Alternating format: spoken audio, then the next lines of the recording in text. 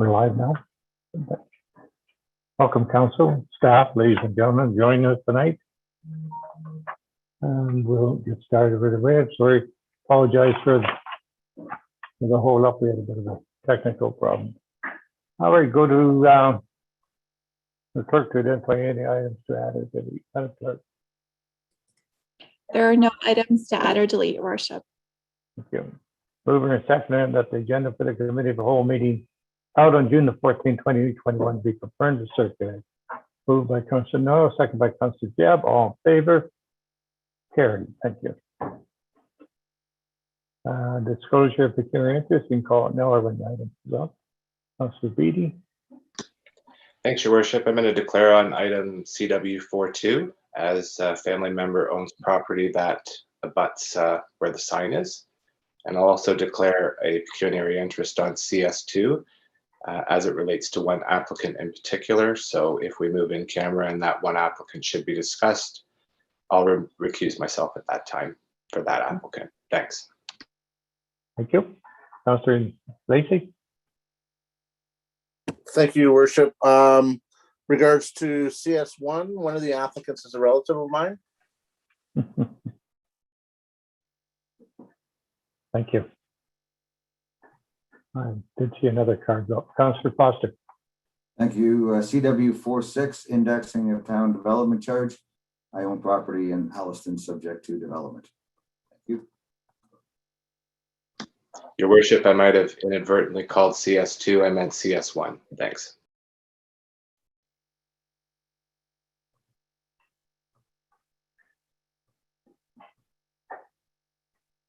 Thank you, Councilor Beatty. Anyone else?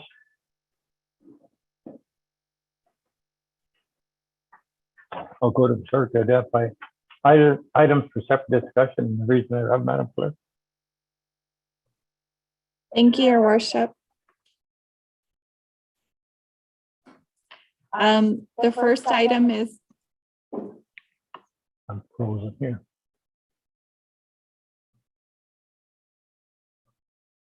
Can you mute me?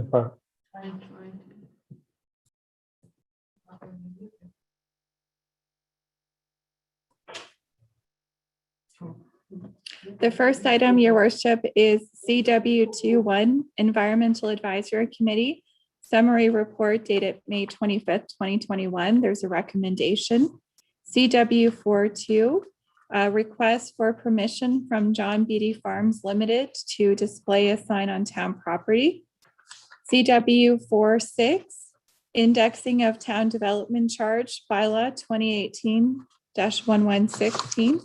And lastly, CW55, award of tender T21-22 Town Hall renovation and addition. And we have several deputations, Your Worship. Thank you.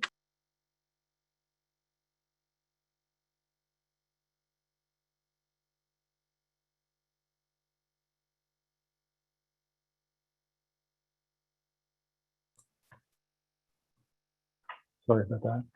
Mover and second that all items not identified for separate discussion be received and the recommendation there and be recommended to council for adoption. Moved by Councilor Noah, seconded by Councilor Sainsbury. All in favor? Question, Councilor Foster. Sorry. You did not.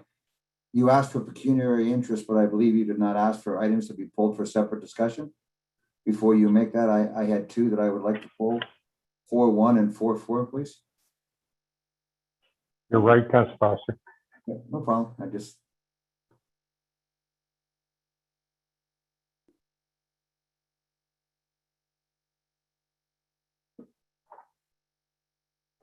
And any other councilor poll?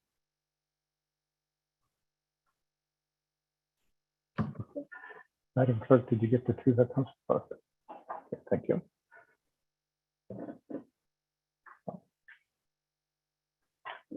Our first item is CW21.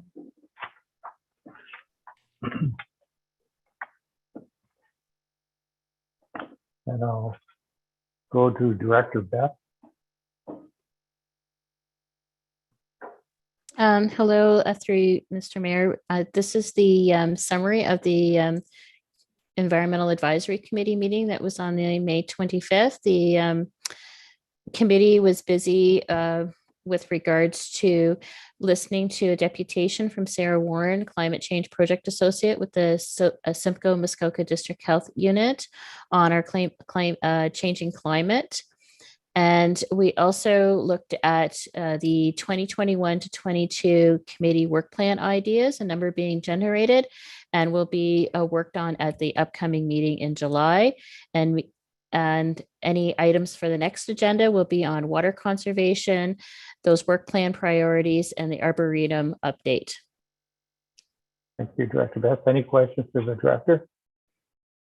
And mover and seconder about the Environmental Advisory Committee summary report dated May 25th, 2021 be received at the recommendation the staff investigates the possibility of participating in the Simcoe Muskoka Climate Change Exchange Group. Mover and seconder, Councillor Jebb and Councillor Harrison McIntyre. All in favor? Carried. Thank you. Next one I have is CW41. Councillor Foster. Thank you, Mayor Mill. This question would be directed to the clerk. What I would like to understand is why the need to delegate authority. In other words, what I'm asking is, what authority do you not currently have that you desire to have with regards to this motion? Thank you, Your Worship, through you to Councillor Foster. This motion really reflects the need for the clerk to be able to set the record retention schedule.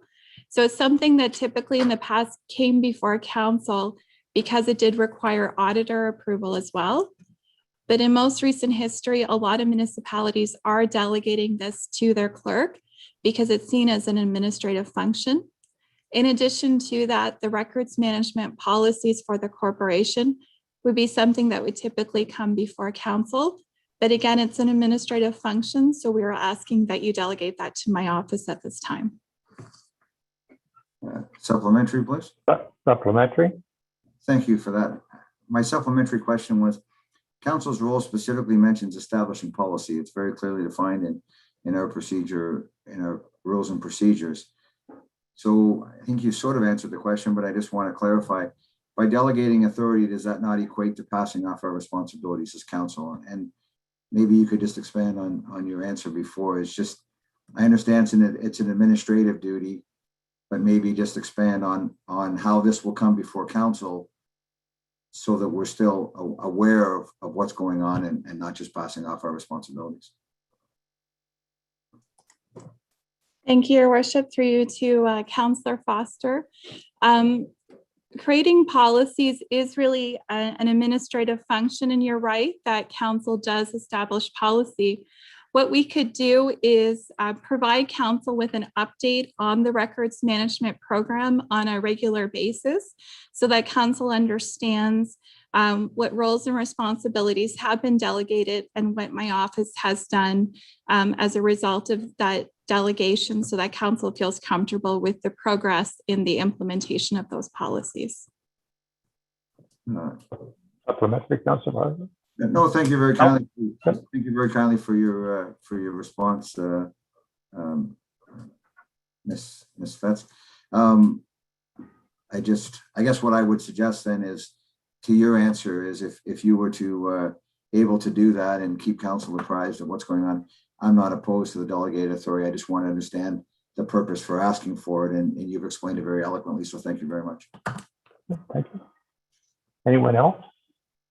Okay, moved by Councillor Foster, seconded by the Deputy Mayor, that a report of admin 2021-22 be received and further the bylaw be enacted and designated the authority to establish a record retention schedule and any policies and procedures as they apply to records management, including the Municipal Freedom of Information and the Protection of Privacy Act of the clerk. Question, Councillor McClellan. So are we amending the motion to include reports to update council as to the progress and the procedures that are changing or being implemented? And that be put in the motion, Madam Clerk. Yeah, she's shaking her head, yeah. You're welcome. Thank you. Anyone else? All in favor? Opposed, if any? Carried, thank you. CW4, 2, Councillor B has a conflict.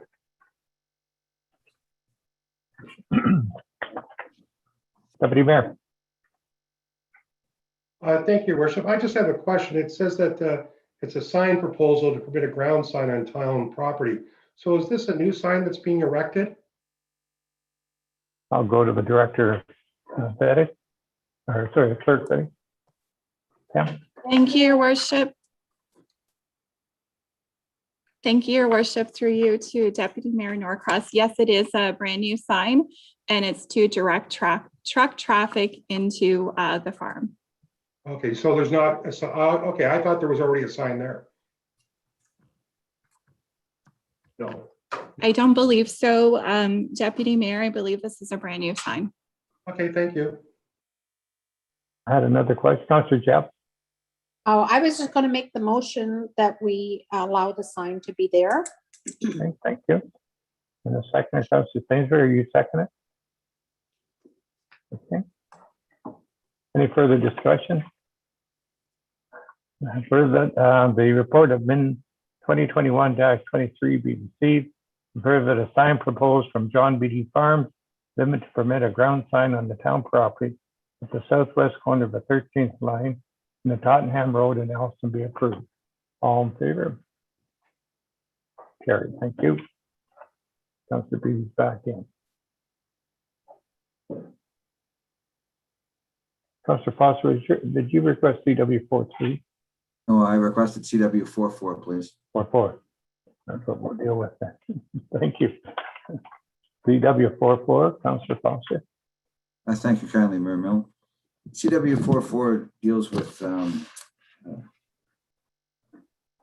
financial administrating and reporting, and I'd like to hone in a little bit on this contingency matrix and that makes up part of this administrative and new policy. And one question I'd like to start with is, it's suggested on page 88 and page 89 that contingency tracking is suggested on high profile capital projects over $5 million, but not suggested on regular capital projects. That's the first question, is why? And then the second part to that question is define contingency tracking. I've always been concerned that we have never seen information related to how often a contingency is used and to what percentage it is used. And I've not seen anything in this report that clearly defines what contingency tracking is. Now, I did read on the high profile, there's a graph that shows when the contingency is used. But I was looking for something maybe a little bit more detailed. So that's for my first two questions, if I could, please. Okay, Mr. Henry. Through the chair to Councillor Foster. Yeah, thank you for bringing up those two questions. To answer the first question, the intent would be that the matrix would be used in all projects. So the guide would be used on every capital project that requires a contingency. And from the onset of the budget, so beginning with 2022 budget process, when departments create their capital projects, if they need a contingency, they'll be requested to track that or add that budget component to that capital project on a separate contingency line. And then when it comes forward to execution through purchasing, and if they need to make a scope change or a change order, then what we will be doing is charging that increase to that line so that we can then report to council specifically what was budgeted, what was awarded, and then of course what was changed on the capital project from a financial perspective.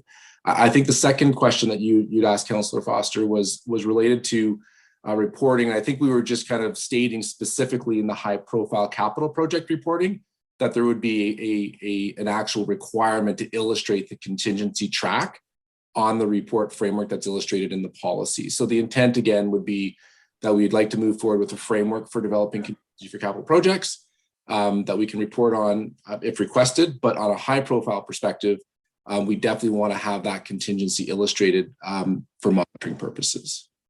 I hope that answers the question. Thanks, Mr. Henry. Supplementary, please. Supplementary, Councillor. Definitely it answers the question. If I could just maybe ask one suggestion that the contingency tracking, if it could be specifically identified in the report, that it is to apply to all capital projects. And I apologize in advance. It was a 15-page report. I read it all. If I missed it, please feel free to tell me that I missed it and point out where it is. But thank you for your answer. And then just one other question. On page 82 under roles and responsibility, it refers to in section 5, providing info to finance regarding activating contingency spending and charging the appropriate accounts. That's in this proposal for the new policy. Can I ask what the change is from the current policy, and if that's just taken from the current policy and applied to this policy, or if there's been a wholesale change from what's currently being asked of people to what's being done currently? Mr. Henry? Through the chair to Councillor Foster. Currently, we don't have anything formalized as far as a policy is concerned related to capital project administration and reporting. And that was one of the reasons why we wanted to come forward with this policy, so we could provide some additional clarity. So what that's referring to is just making sure that all departments are aware that if they do have a scope change or contingency change, then they just need to make sure that they communicate that to purchasing so they can execute that appropriately. And then, of course, if it's a large, high-profile project, they should be probably advising finance as well, so we can make sure that that's tracked on our high-profile quarterly reporting to council. Thank you kindly for those answers. And just the one point is, it can be, did I miss in the policy about contingency tracking applies to all capital projects, or is that something that can be added and made more clear? Mr. Henry? Through the chair to Councillor Foster, I'm going to read the policy again myself. The intent was 100% towards all capital projects, and we've had a number of SMT conversations on the topic. So I think all departments were aware that this was kind of the framework to use going forward. But what I will do is, if it's okay with you, what I'll do is I'll just take a glance through the policy again once council's over, and maybe correspond with you throughout the week. And if there is a section that points out specifically, I'll make sure that's highlighted. If not, we can amend the policy. That wouldn't be an issue. I very much appreciate it. Thanks, sir. Thank you.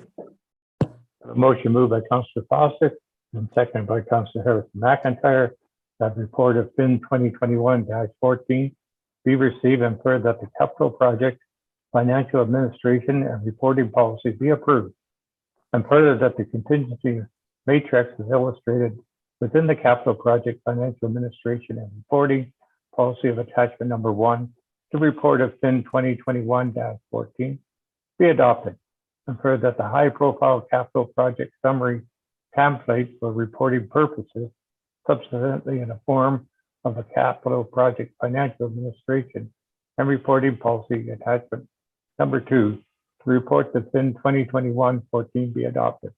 And for the discussion, all in favor? Carried. Thank you. The next one is CW55. Did I miss one? Oh, yes, Councillor Foster. Sorry about that. I'll see you later.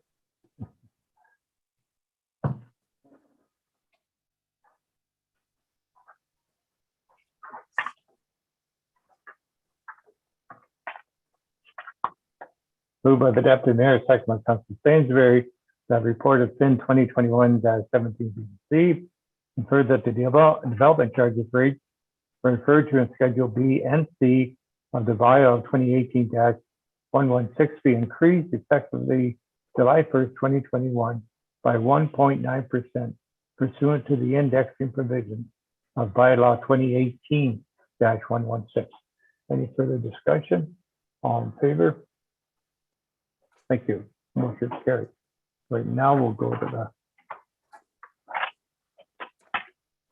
the CW5.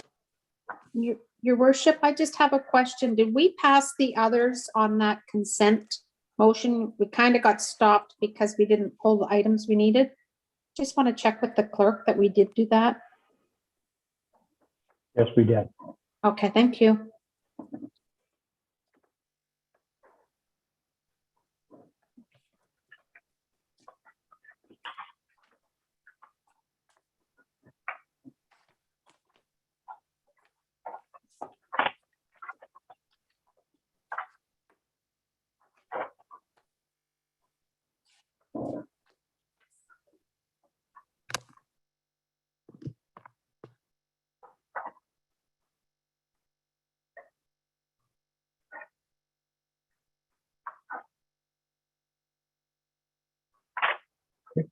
Read the motion.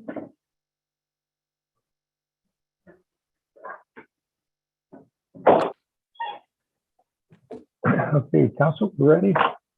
Before we go, to the deputations for the award of the tender policy of T21-22, a new town hall renovations and additions, I want to acknowledge that 881 individual petitions and a petition list with 499 signatures were received by the town staff Friday afternoon.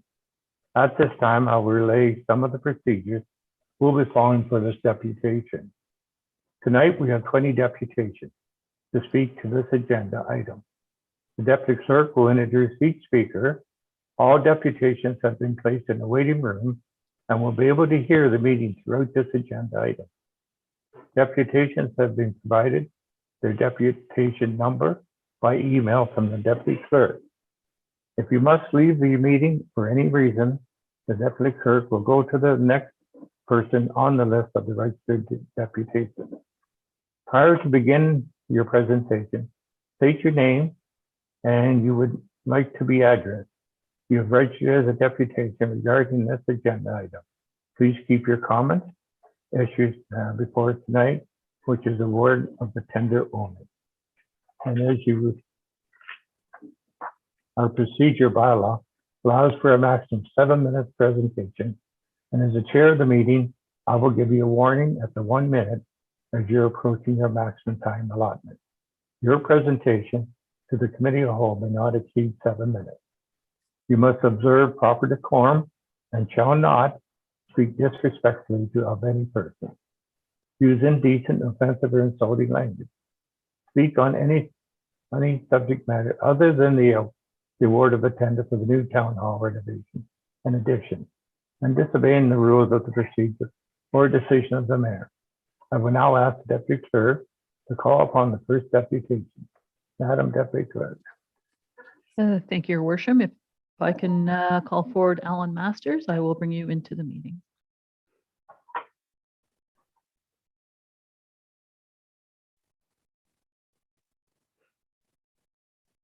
So Alan, if you can turn your camera and mic on, and I have your presentation ready.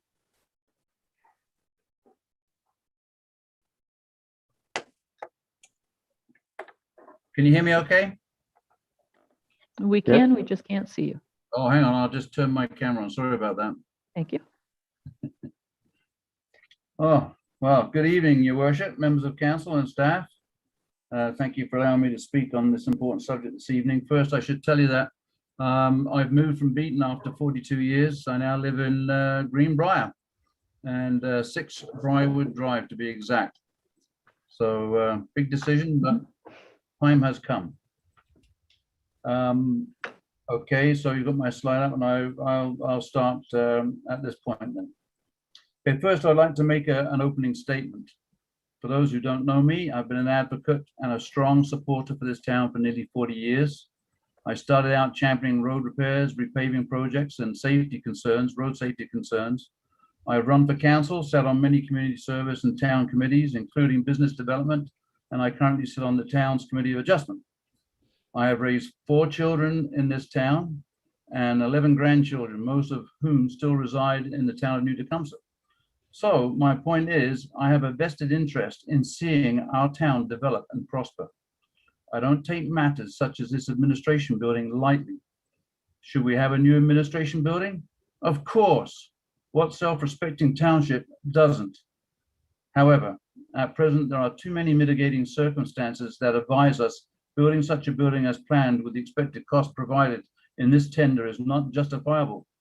My presentation will show that this building tender should be deferred until a future date when circumstances will support it. We'll also show how we should spend the planned money to good advantage today. Next slide, please. So escalating costs have skyrocketed with the Union Public School idea due to many unforeseen issues. This tender will push costs beyond what could be considered reasonable for this project, in particular with the unknown contingency costs still to come, which will push this building cost beyond original expectations. I refer to your recent report, PRC 2021-01. This was a piece of land obtained by the town at a good basement bargain price and thought to be a good location for an administration building. As a pilot, I can tell you, good approaches end up with good landings. Bad approaches have far-reaching consequences. Slide 3, please. Our world has changed today due to the pandemic. Original staff space requirements have drastically changed as a result of COVID since the first plans for this building. Now, according to recent Statistics Canada, on average, 45% of the current professional, cultural, and technical services will stay working from home. And I believe the town is also currently considering this. So the space requirement has changed. Next slide, please. The Committee of the Whole meeting, March 18th, 2019, report number ENG 2019-04 of the town of on the town administration building. In this report, the new Beaton Community Center was highlighted as the best option due to our town administration for our town administration offices. Next slide, please, number 5.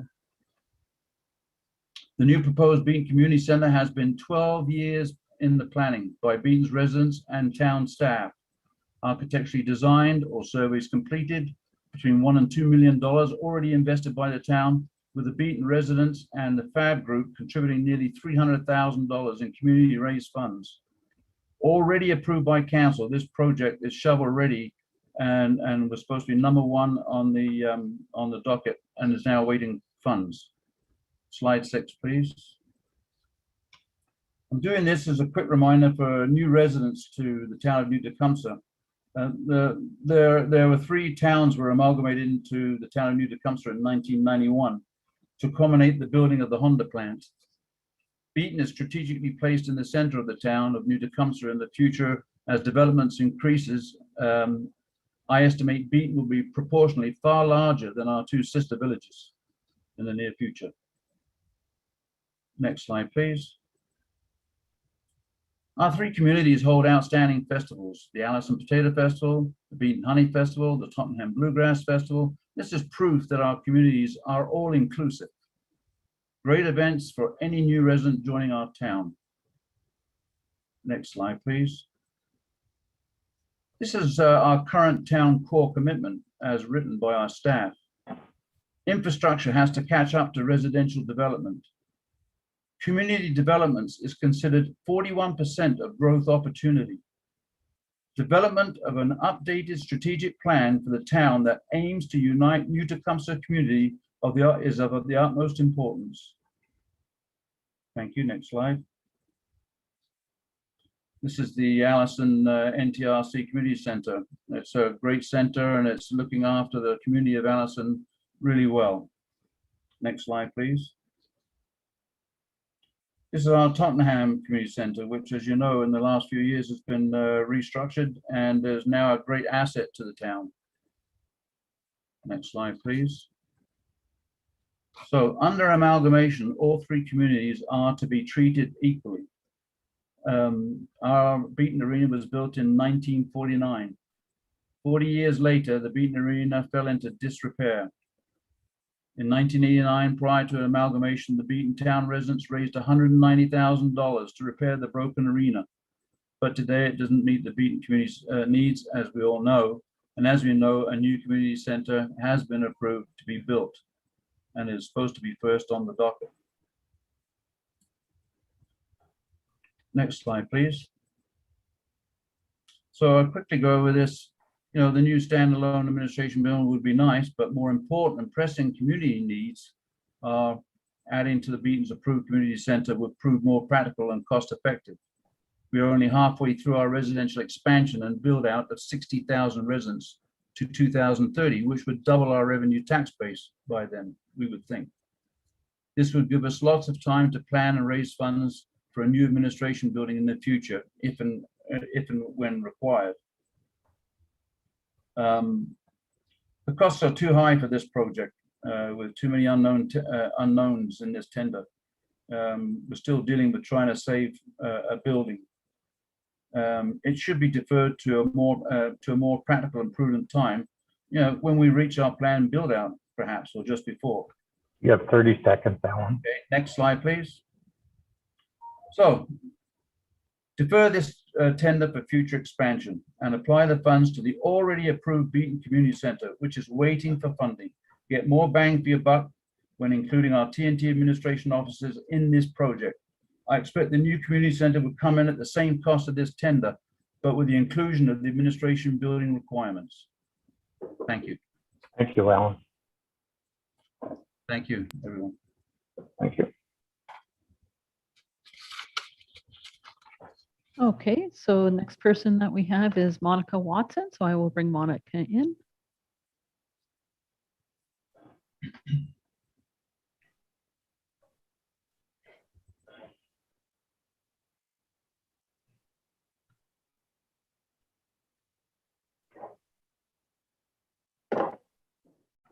Moving them out.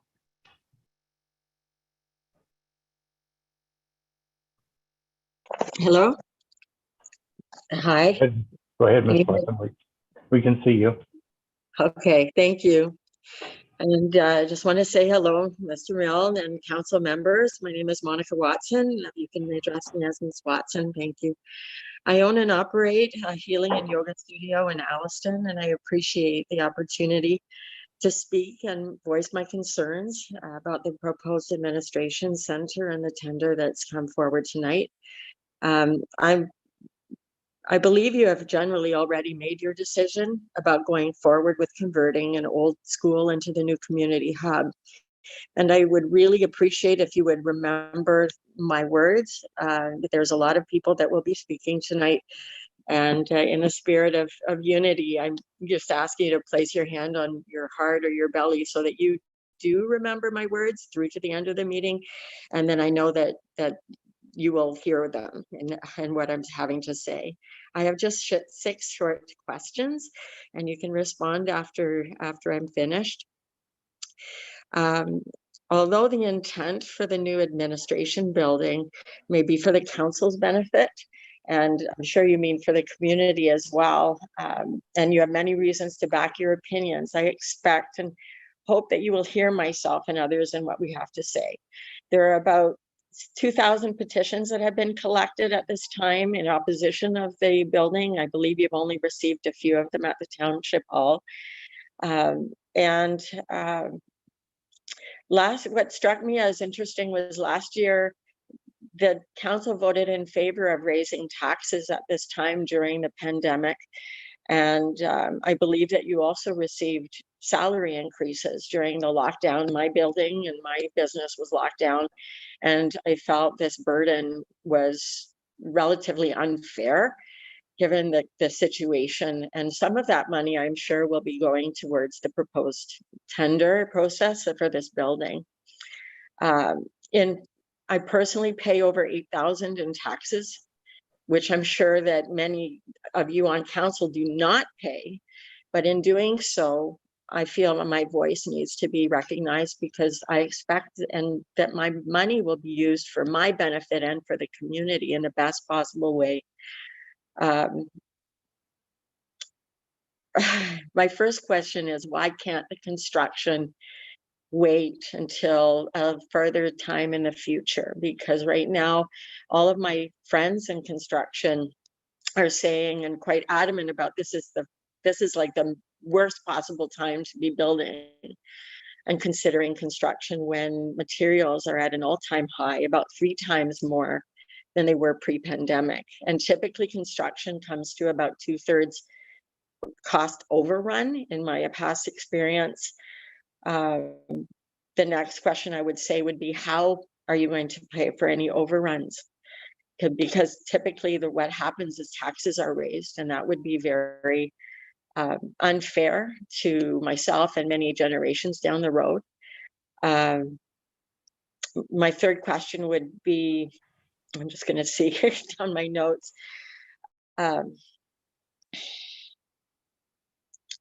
My third question would be that if you're going to be creating something new, it needs to be able to be something that could benefit me. And out of 5 years in running my center, I've maybe been in the administration building 7 times. And why should very few people on staff at the administration building, maybe less than 50, have special consideration right now when there are like 200,000 petitions in opposition to this, which in real terms is about 5 schools full of citizens that will be expected to use this building but may not have access. And I've lost my notes now. But in some, really, I'm not convinced that the administration center is going to benefit me or the community at this time. It's going to place in more of a burden. And I believe it is a folly, because it's just like when the captains of the Titanic were driving the ship into an iceberg, that's what I see what is going to happen with the outcome of building at this time in history. I really agree with the previous speaker that it would be better put forward a few years until things look better. And I guess the last question is, 2 questions are, have each of you heard my words with your heart, not your head, but with your heart? And have you heard that going forward with the new administration building proposal at this time is the wrong decision? And that's all I have to say. Thank you. Just hang on before you go.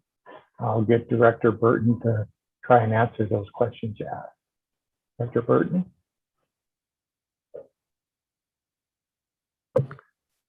Through you, Mayor Milne, to the speaker, if I can recall the questions correctly. The first one was, why can't the construction wait?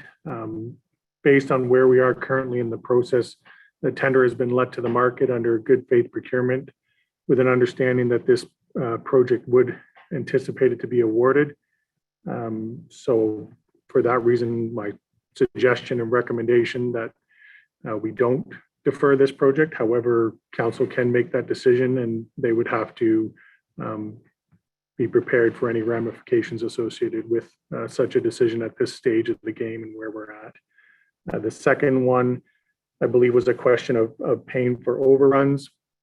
The way it's described in the staff report, we have identified a contingency to help address any potential overruns that may come throughout the project, which is currently allocated in the funding requirements of the entire total project budget. And we do not anticipate exceeding that contingency amount identified. In terms of, excuse me, should we go over that contingency amount, I would ask that GM Bedford or Director Henry comment on where a funding source could come for that.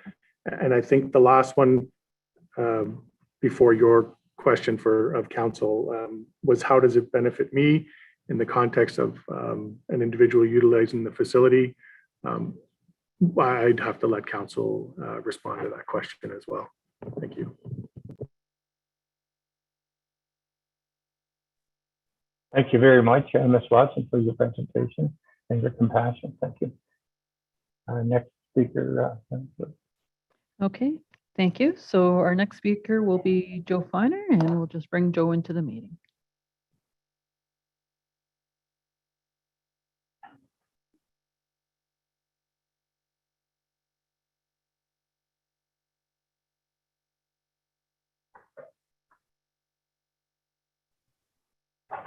Okay, so Joe, if you can turn your camera and mic on, that would be great. Thank you.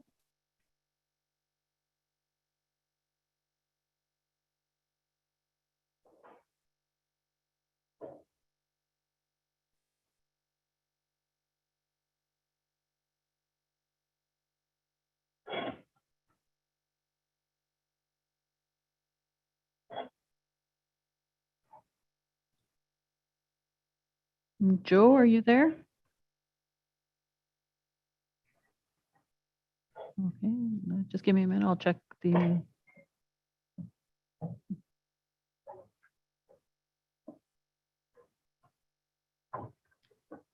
Through your worship, I'm not sure where Joe went. Just give me, I'll see if I can email him.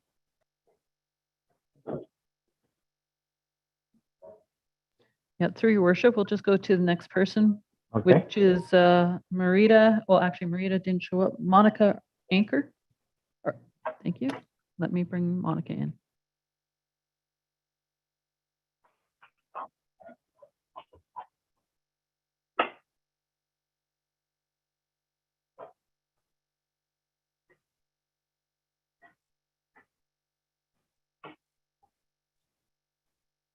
So Monica, if you can turn your camera and mic on, please.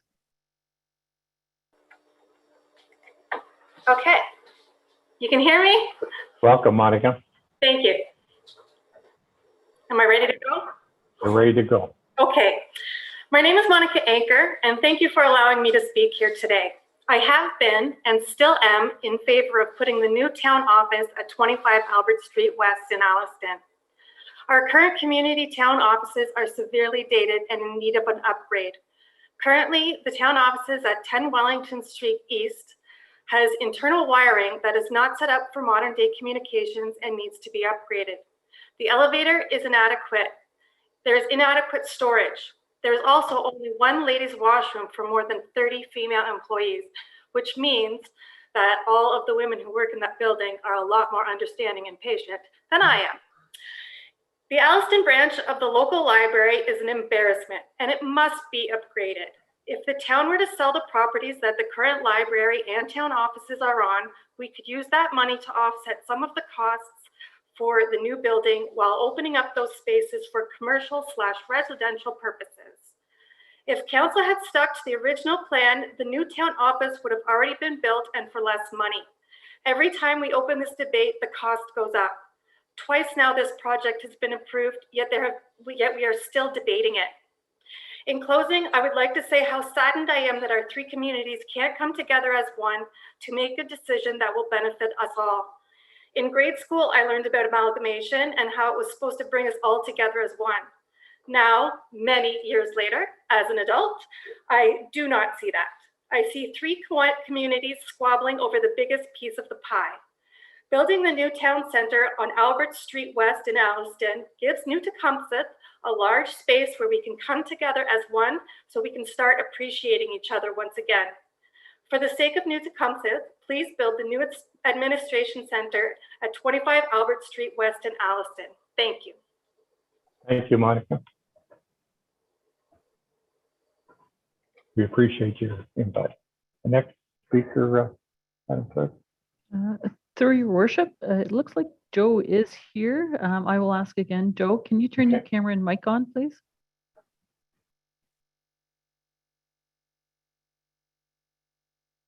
And right there. Let me do the camera. Hello? There we go. There we go. Here's Joe. Welcome, Joe. Can you hear me? Yes, we can. You sure you can hear me?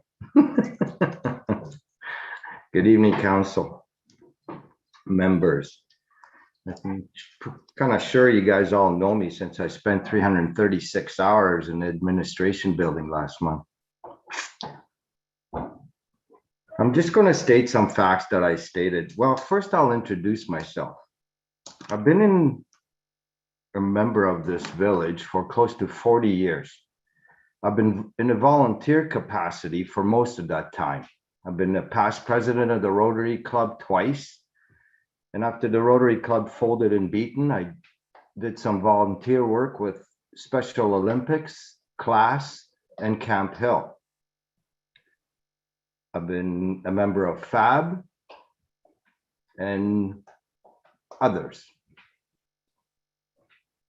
This community means a lot to me. I love this community. I raised kids here, and now I have grandkids that come and visit me here.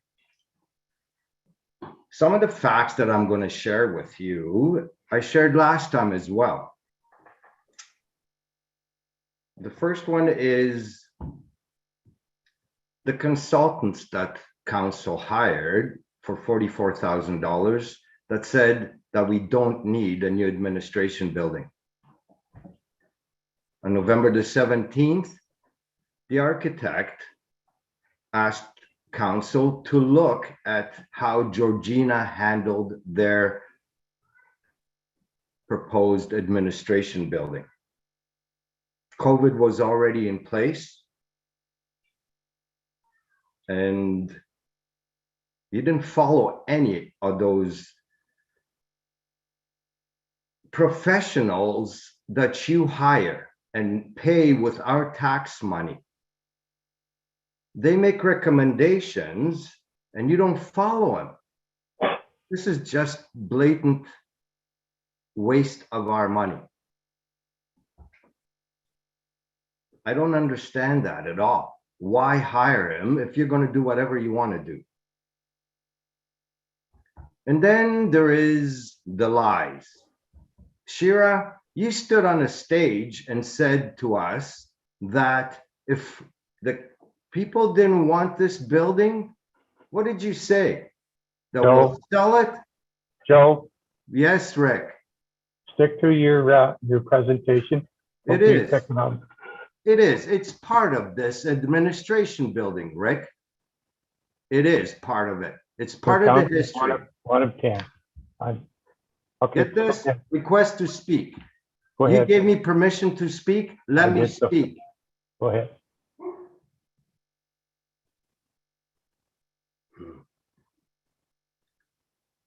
I'm tired of your games. I really am.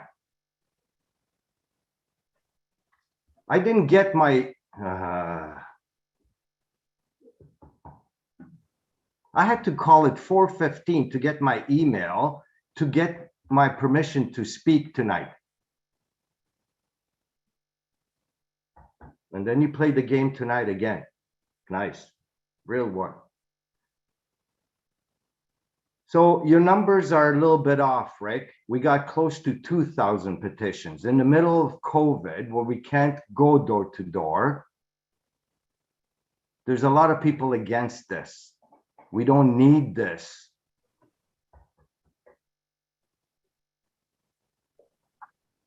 And then Michael Beatty, campaign promise. What happened to that? That's another lie. 2,000 petitions is a lot of people against this building, considering that Councillor Jeb got 288 votes to get into her seat. Council Lacey, 491. Does that kind of give you an idea about how many people are against this?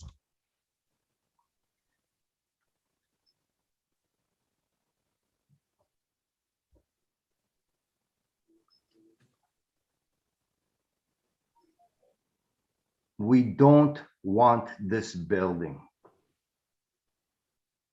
You didn't do it in a fair way. When we were asked by, again, Tom Wilson about Georgina, Councillor Sainsbury, what did you say? You can't compare that because it's not comparing apples to apples. That's your words. But meanwhile, before that, do you remember the chart that you put up on the screen comparing us to all the other cities and municipalities? Why isn't there more transparency? This is a lot of money. In November, you were asked to look at Georgina and what they did for COVID, and Georgina put a hold on it. It took council and the CAO until when? You have 1 minute, Joe. Last month. I mean, to come up with his recommendation. You got 30 people working at the administration building. 30 people. We don't want this building. We don't need this building. Thank you. Thank you, Joe. Next one, Madam Clerk.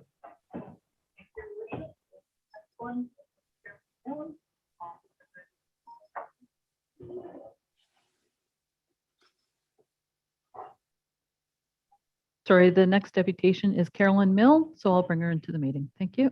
Okay, thank you.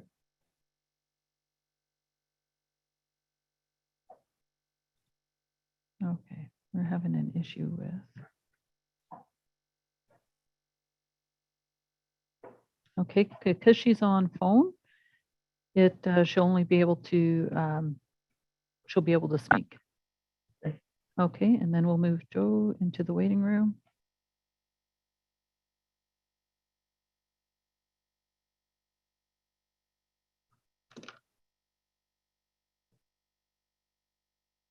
There you go. We're just,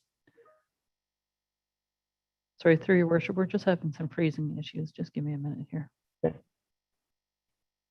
I don't know where Joe went.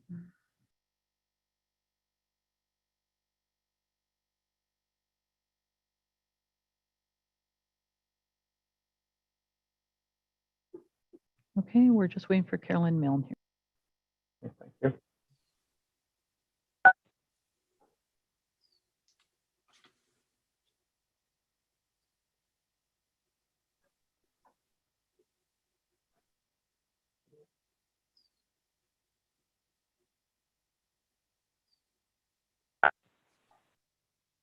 Hello? Hello, Carol? Hi. Yeah, you're on. We can hear you, Carolyn. Okay, this is Carolyn Milne. I live in Beaton. I've been here for 32 years. Brief about me. I've lived and worked in the area for the 32 years, and I volunteered here, and I love this community, but what I see happening currently with this new town hall, etc., I'm thinking of leaving the area. Mayor Milne and members of council and staff, I had a vision of a community hub where we could go to walk, play baseball or soccer, meet our neighbors, enjoy some trees and park space, swim, pay our bills, meet with our township employees over pertinent matters, and lobby when the need is felt. I had a vision of a central location in our town that is in the middle, represents all of our community, and includes a transit hub. I had a vision of a town that has accessible trails, bicycle trails, and a connection between urban centers that is not on a major roadway. I had a vision of a building that is oriented to green, safe for our staff, and accessible to the public, walking by public transit or car, in a wheelchair, or on crutches. I had a vision of a building that is easy to maintain, conserves water, purifies the air, has windows that open, and has flexible office space so staff can work from home, costing residents less in the long run, and keeping the staff happy with giving them choices. All in keeping with the commissioned consultant report previously referred to. What I see currently is none of these things. I see a building that far exceeds the needs of the town. Does New-Tecumseh need 12 meeting rooms, a staff gym and showers, and a council chamber that is not appreciably larger than what we already have? I see a building contaminated by pigeon droppings, most likely mold and dry rot, and deteriorating graffiti-covered brick. I see many offices when a work-from-home model will decrease the need for so many offices. We should be compared to Georgina, Innisfil, Essa, or Oro-Medonte, not Hamilton, Mississauga, or any other urban center with a much larger existing population to determine the footprint our town hall needs. But alas, our staff and council have ideas of grandeur. I sent a list of 10 questions to the CAO and council in early April and have yet to receive a response from anyone. One of my questions was answered when I read that there was pigeon droppings found and that there will be a cost to remove them. I would like to know if there are bats and mold. Please commission a bat survey, as we have many endangered bats. There are open windows on that building, and I've sent pictures indicating that. If there is, the building is contaminated and needs to be torn down. The spores from pigeon droppings and molds get into everything and are impossible to get rid of from the reading experience that I have. I am sure our insurance cost of $5.9 million in our health care will escalate or the insurer will be unhappy with all the claims coming in related to workplace sickness. You have mold in the current town office due to poor maintenance. You will be spending many millions of tax dollars and ending up with the same result, a contaminated workplace. I have sent a list of questions to the clerk so that you can read them and answer them to the taxpayers of New Tecumseh. I would be very happy to see a modified work plan with work from home and office sharing options, a smaller building being built at the Joint Operations Center, and the ops site being sold to become someone else's problem and not the taxpayers' ongoing burden, and a more visible town presence in Tottenham and Beaton. We do exist down here. We would not be in this place and have so many unhappy taxpayers if one council member had stayed true to his election promises. Please reconsider moving forward with this project at this site. I am so disappointed in the actions of this current council. Thank you. Thank you very much, Carol, for your input. Next speaker. Okay, thank you, Your Worship. Next speaker is Lori Neville, and we'll bring Lori into the meeting. Thank you.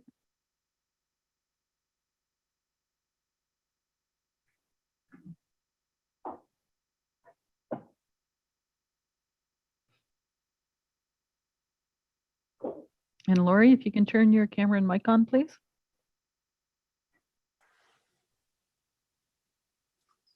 Am I good? We can see you, Lori. Very good. I'll start. Hello, my name is Lori Neville. I'm a resident of Tottenham, Mayor Milne, council members. New Tecumseh residents heard our mayor advise Mr. Finer to stop his hunger strike and take his objections about the new town hall construction project to this meeting. The mayor informed Joe and other people back in May that we would have an opportunity to speak on June 14th, today at this meeting. And we believed our concerns would be listened to and given due consideration. So thank you, Mayor, for this opportunity to speak about my concerns regarding the new admin center construction project. I'm asking council to not award any contracts for tender T21-22, new town hall renovation and addition. I'm asking that the budget for the new town hall be suspended and deferred to the next fiscal year, where it can be reallocated to priorities that more closely represent those of New Tecumseh residents. I'm asking council to revisit the consultant's report regarding a new administration building, along with that consultant's recommendations. And I'm asking council to listen to its residents. Last month, we heard Mayor Milne mention one of his priorities, and I quote, "There are other priorities, but right now I, Mayor Milne, believe that the town hall is a priority and we'll deal with it." End of quote. Council, I have learned that a new admin center is not a priority for many residents, nor the associated debt that we residents will have to deal with, because I have personally spoken to hundreds and hundreds of Tottenham and Alliston residents. Sorry, Beaton, I couldn't fit you in prior to this meeting. I talked to residents recently masked and physically distanced, and I asked them what their priority was. And I encourage council to get out or pick up a phone and do the same. In Tottenham, 99.9% of the people I spoke to said it was not a new town hall. One individual declined to express their opinion, and another resident said they supported council's decision. 2 people. Let me say that again. Of the hundreds of people I spoke to in Tottenham, standing on street corners and going door to door, the town has potentially the support from 2 residents in Tottenham. In Tottenham, when I asked residents, when I listened to them, when I discussed with them, when I asked them what their priority was, it was not a new council hall. In Tottenham, it was clean water, or like this, fix the water. In Alliston, it was much the same. No to this building. Of the hundreds I spoke to in Alliston, council has the support of 3 Alliston residents, plus the one I heard today, potentially. Many, many residents that I spoke to were upset, insulted, and alarmed that they weren't part of the decision-making for this building, because residents recognize the town's current debt, any new debt to pay out old debt, and any additional debt is their responsibility and could eventually sit on the shoulders of their children and possibly their children's children. So again, please do not award this tender, because the vast majority, the hundreds I spoke to, told me no to a new admin building. Councillors, it was clear that your constituents would like to be heard on this matter. There is an active petition asking council to stop this project, and I understand a huge number, thousands of New Tecumseh residents took the opportunity to voice their objections to you, to council. Many people have signed this petition to ask our elected public servants to listen to them and to stop this project. I don't think any member of this council has witnessed such a groundswell of resident opposition toward this new town hall construction project. These people, these residents, your constituents made the effort, took the time, completed a form and submitted it. And these petitions continue to be submitted. These residents expect council to pay attention, to consider these petitions, their petitions, for you to represent your constituents. At the 2018 municipal elections, residents took the time to vote and councillors secured their seats with some of the following voting numbers. One councillor won with 288 votes. Other councillors won with 568, 579, and 596 votes to win their seats. The highest number of votes was 1,089 votes for that councillor. I am guessing that those residents that took the time to complete a petition telling council no to a new town hall, no to these tenders, are possibly the same residents who will also take the time to go out and vote in 2022. Just a guess.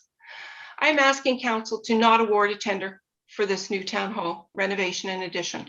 I'm asking that the budget be suspended and deferred to the next fiscal year, and that the town hall budget be reallocated to priorities that more closely represent those of its residents, like water filtration for Tottenham to provide clean municipal water all the time, more supports and infrastructure for our youth, because COVID has exposed that our youth need more physical, mental, and emotional supports, or more supports and infrastructure for children, youth, and people living with challenges and disabilities, or a myriad of other resident priorities.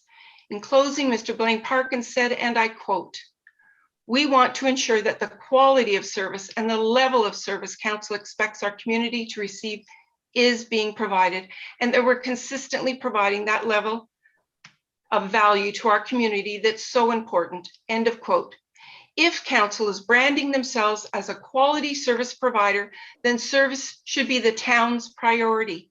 Council, unfortunately, Tottenham has been receiving this level of service for the last 20 years. To the 6 councillors who voted for a new council building, You have 1 minute left, Lori. if construction proceeds on a new town hall, when so many Tottenham residents completed petitions, and when hundreds told me that clean water was their priority, what will you 6 councillors say to Tottenham from your offices in the new town hall, drinking your filtered water from the cafe, if Tottenham families are still receiving this quality of service after 2022, when our priority is clean water and not a new building? Thank you.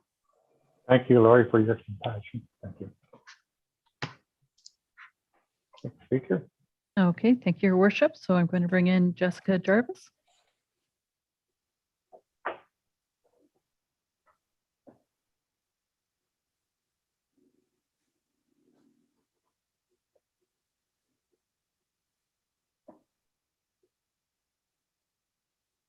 Okay, Jessica, if you can turn on your camera and mic, please.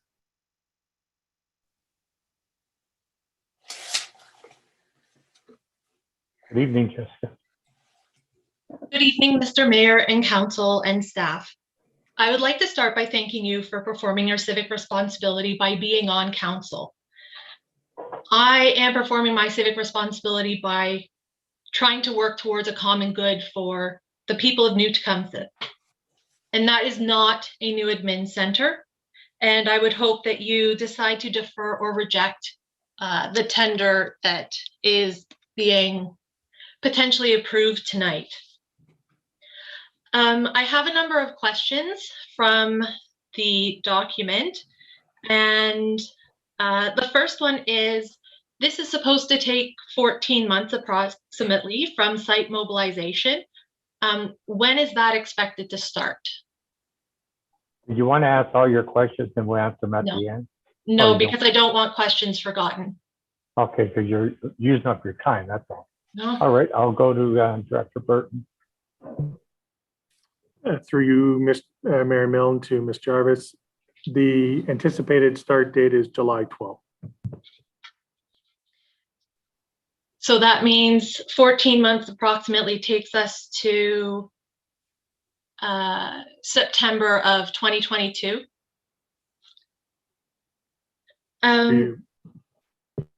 Sorry, that was just me thinking out loud. Part of the contingency, which is only 7% rather than 10%, is to cover issues that are related to subsurface and utility works, hidden or unknown building conditions. And what I would like to know is, since the town already owns this property, why do those things still need to be accounted for? You have had access to the building and the site. Why has it not been investigated further so that tender could properly reflect all of the issues that are going to be found in the construction process? Director Burton. Through you, Mayor Milne, to Ms. Jarvis. In terms of the process from a design standpoint, every effort is made to investigate through practical measures in terms of core hole samples within the ground and samples within the facility itself. We did a abatement project and removed any unknown conditions that we could anticipate from a health hazard or environmental condition within the building. As we move through construction, more surface area gets uncovered when excavating for footings and foundations and for parking lot than could possibly be investigated through a borehole sampling, which is why we anticipate there is the potential risk for soil contamination to be found that wouldn't have been found through a 6-inch diameter borehole. Similarly, in the building, as you begin construction and coordinating with existing conditions, there becomes conflicts that do occur and need to be reacted to in the field. Those are the types of elements that were identified to be satisfied by the contingency to mitigate those risks. Okay. You're receiving quite a large tax rebate. What is the tax rebate for? Director Burton. Through you, Mayor Milne, I'll actually defer that to Director Henry, but it is my understanding that the town as a municipal government entity receives a taxable rebate on its paid portion, which is where it is coming from. Mr. Henry. Through the chair, Director Burton is absolutely correct. The tax rebate is not specific to this particular project. It is something that municipalities all over Ontario receive when they purchase goods. I don't know if that helps answer the question, but that would be like, that would apply to almost anything that the town would purchase. As in land or property, or is that as in like you could have received a tax rebate for purchasing parts of the pipeline to build the pipeline? Mr. Henry. Through the chair, that's correct. So a number of capital projects, we would pay a 1.76% HST component versus your typical 13% that the average resident would typically pay, unless it was a revenue generating service, of which then it would be almost 100% rebate. And as I mentioned earlier, that is standard across all municipalities. That's not specific just to the town of Tecumseh. That is something that's provided by the province of Ontario. Okay. What budget line is this currently in if this tender moves forward? Mr. Henry. Through the chair, I don't quite understand the question. Is she referring to the tax rebate specifically? No, the cost of this new town hall renovation and addition, like how is it being paid for? Mr. Henry. Through the chair, the resident, just give me one quick second. I'm just pulling something up quickly. So there's a number of different funding elements associated with this particular project. we did provide an attachment as part of the budget. When we approved the budget back in January, it was attachment 1. We actually did highlight this. So I will read some numbers out. Hopefully it'll make some sense to everybody listening. So the primary funding source is debt, about $9 million. And that would be issued probably over a 20-year period. So to make it a little more manageable for the town itself. Then we have building code reserve that we'd be using about 1.5 million. And then we have land sales. So we'd be selling property and we have about 4.625 million that would come from that source. And then we have a town hall reserve. So we already have a dedicated contribution that would go to that town hall reserve. We have 1.4 million or 1.43 million is what will be coming from that reserve. And I should mention that the contribution to that town hall reserve, I think it's approximately $400,000, would be applied towards the debt portion going forward. So there would be very, very limited or any future tax rate increases as a result of this plan. And then lastly, there would be a portion about 2.76 million, which is from asset replacement, which is typically earmarked to replace just any type of municipal building. So in total, those funding sources would account for the 19.312 budget that we have approved by council. Jessica, I have to cut you off. I know you have more questions. Would you direct those questions to either to Mr. Burton or myself or Mr. Henry, and we'll get the answers back to you. With your 7 minutes are up. Sorry. Okay. Thank you. Okay, so the next one we have coming in is Gary Coleman.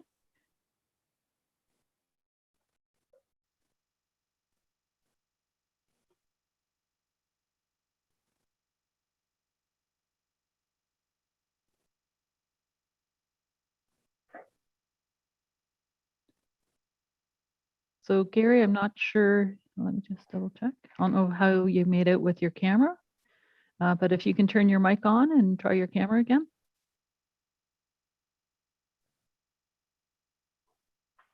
Okay, can you hear me? Yes, we can hear you, Gary. Hello? Gary, we can hear you. Okay. Can you see me? No. Okay, just 1 second.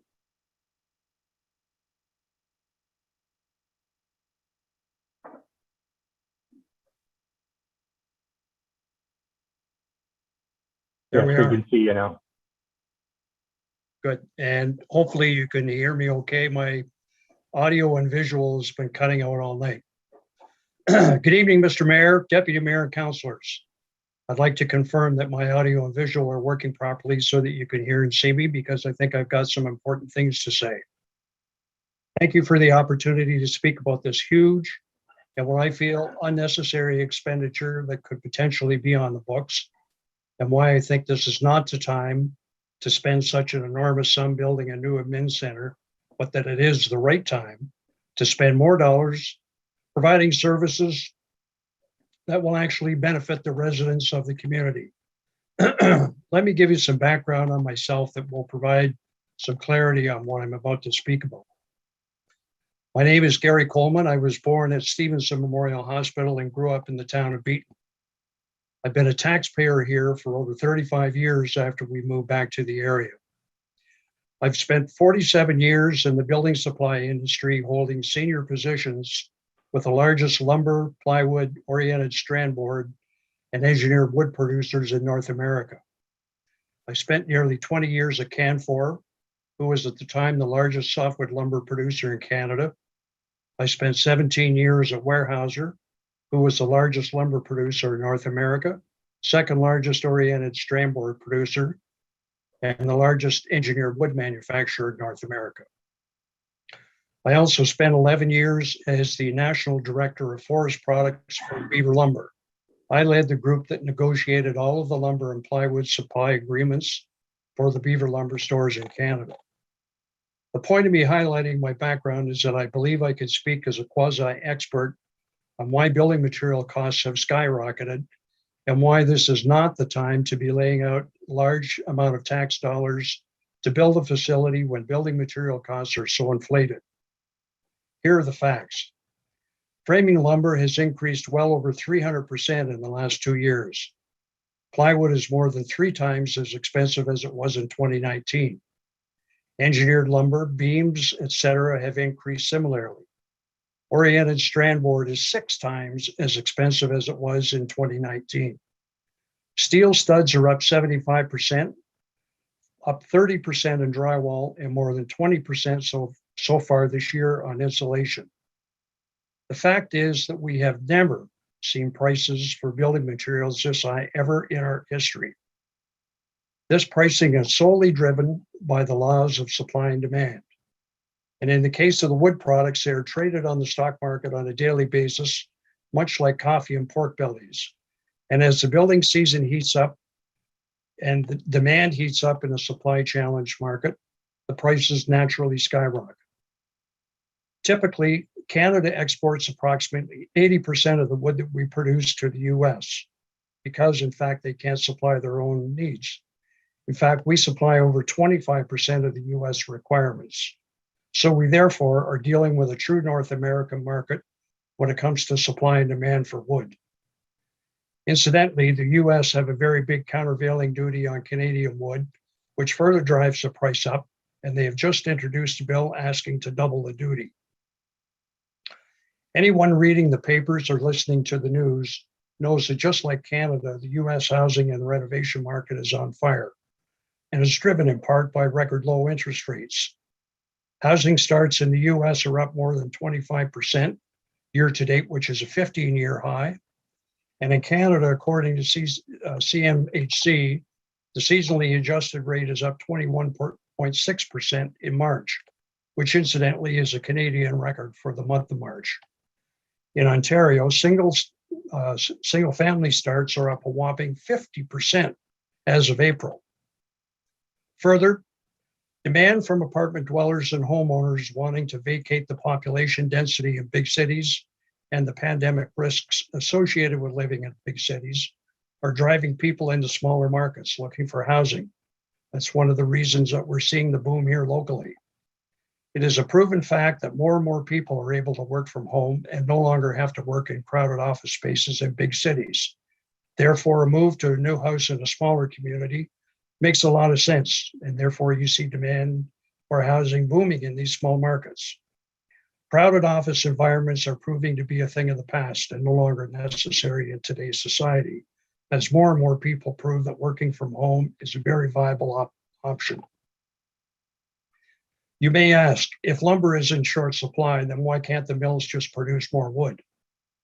The facts are that billions of hectares of forests have been decimated by the mountain pine beetle in Western Canada, which supplies a very big portion of our framing lumber and plywood.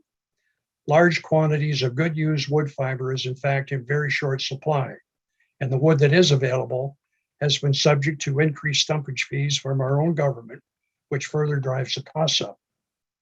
The majority of timber in Canada comes from Crown-owned land, and all Crown land timber contractors are subject to very strictly controlled allowable cuts, which limits the amount of wood that they can harvest in a year. This is coupled with the fact that almost 40 lumber mills have shut down over the past few years in Canada alone, as their raw material base becomes smaller and smaller and their costs increased. The small antiquated mills could not compete on a cost basis with the giants, and these closures have put the whole North American market in this current supply crunch situation. Overall production in North America has actually decreased over the last several years by almost 5%. And this is in a market where demand has hedged such a huge increase. It's a perfect storm. When demand outstrips supply, the price only goes one way. You have 1 minute left. Sorry. Which is what we are witnessing in today's market. Will the market correct itself? Yes, it certainly will over time, but it's going to take some years and a big cooling off in housing and renovation demand. I believe that a consultant study that cost the taxpayer more than $44,000 suggested that a new admin center was not needed, and in fact that some remediation of existing facilities would provide more than sufficient space for our current staff and future needs. And this was before this work from home phenomena has proven. So I must say to close, I'm shocked. Okay, I'm shocked to hear that staff have recommended you accept the tender and move forward. However, My plea to every council member is this. Take another look at the consultant's report and your current position on this matter. Ask yourself where our tax dollars are best spent at this time. Listen to the people who elected you and follow the experts' advice and make the right decision. Thank you for your time and consideration. Thank you, Gary. Have a good evening.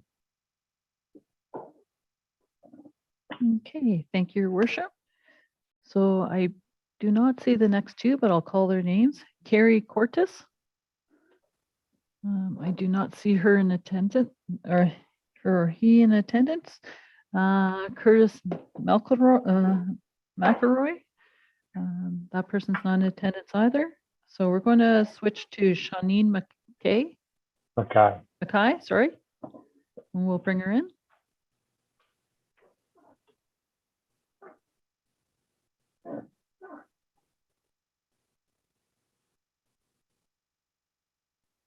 So Shawneen, if you can turn your camera and mic on, please.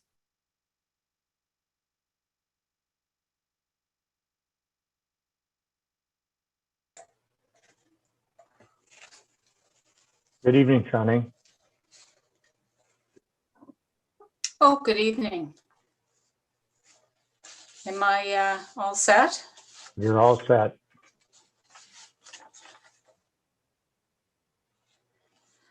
Okay, good evening, Mayor, Deputy Mayor, and council members. My name is Shawneen Mackay.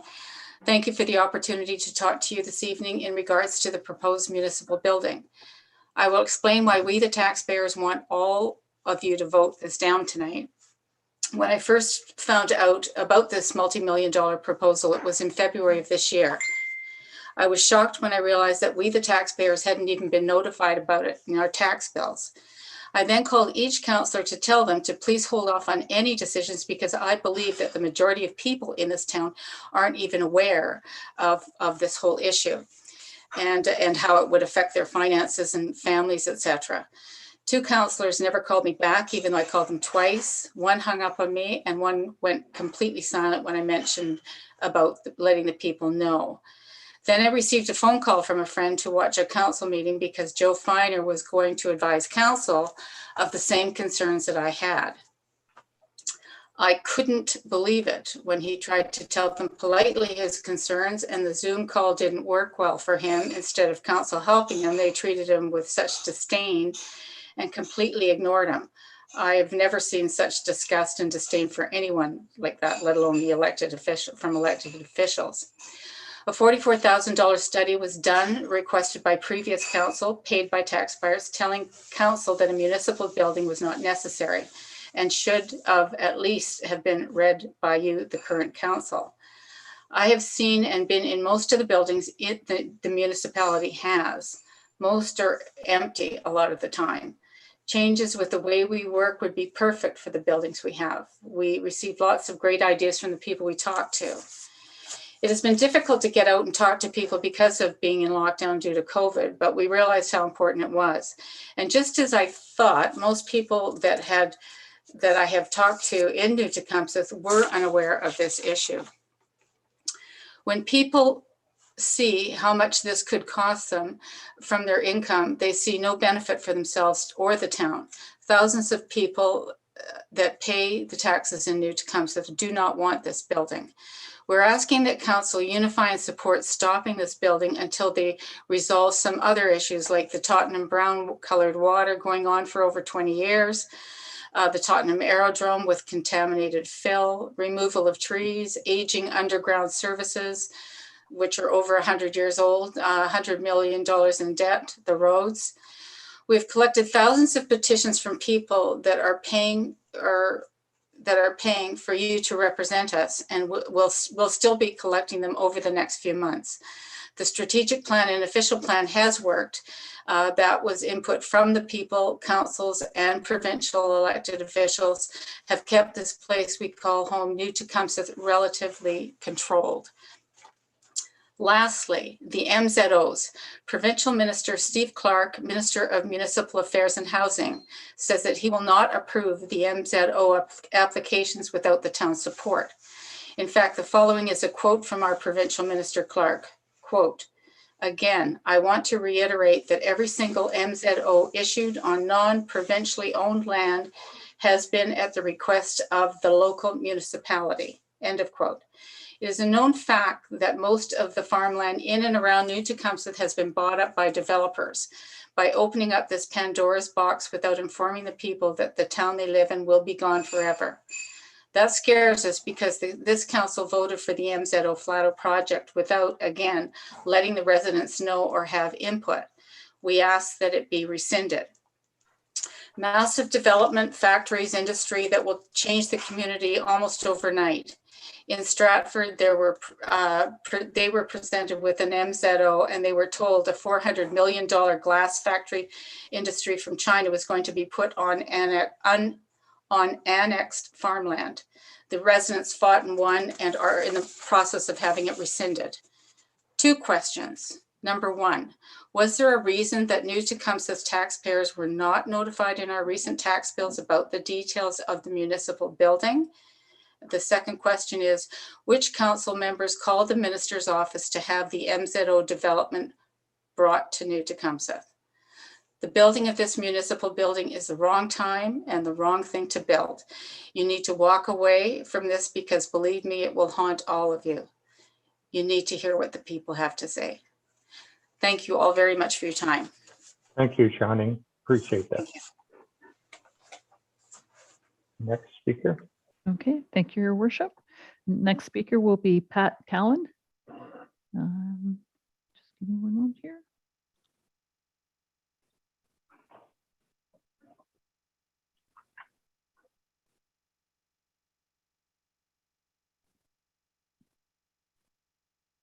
Hi, Pat, if you can turn on your mic and camera, please. I turned on my mic. I got There my we are. camera on. Perfect. Thank you. My name is Pat Cowan. I live Welcome, on the Pat. 7th. Thank you. I live on the 7th line of New Tecumseh, which is just south of Beaton. Mayor Milne, Deputy Mayor Norcross, council, and administrative staff. Before I start, I want to say I've always received excellent service from most members of this council. I have been listened to, treated with respect, my questions, answers, and calls returned. Thank you for that. In 2018, we went to a candidates meeting, and not only us, but many others expressed disapproval with the plan to build a new administrative center. At that time, we were told that if we didn't want it, that would be considered. Shortly after, Mr. Parkin stated, we can accommodate everyone in several locations. No one will dispute the fact that your staff needs more space, but there is space available in Tottenham and Beaton. Staff does not need to be under one roof. We know you need to come together as a staff about twice monthly, and you can also council. Otherwise, if we have learned one thing from the past year and a half, it is that we can do our jobs from home, virtually. And using Zoom, we can have meetings with anyone and from anywhere. As a council, you've continued to meet and to make decisions on our behalf about our town. Now, you know that this is the worst time ever to build anything, especially using our taxes, since the cost of materials have skyrocketed, and we've heard all this tonight already. Even a new high school for Alliston is up $7 million to $7 million. Businesses have closed, and the main streets of our town are looking pretty sad. In Beaton, we've lost our favorite little restaurant, the Whistle Stop. So, you know, I know that all our neighboring mayors and town councils have beautiful administrative centers, and you probably feel you deserve to have the same. I am asking that you defer your decision to build until the town can get back on its feet and the economy can rebound, because there's a lot of anger out there and there's a lot of discouragement. You needed to vote 3 times on 3 different occasions in order to get this passed in the first place. So what does that tell us? You have concerns and doubts about this venture, and it will come back to haunt you. I'm really shocked at one thing I heard tonight, that you've already decided, you've already moved forward. We were told we would have our say on June 14, not before, but on June 14, we would be listened to. What is the point? Thank you. Thank you. Next speaker. Thank you, Your Worship. The next speaker will be Orland Kirkness.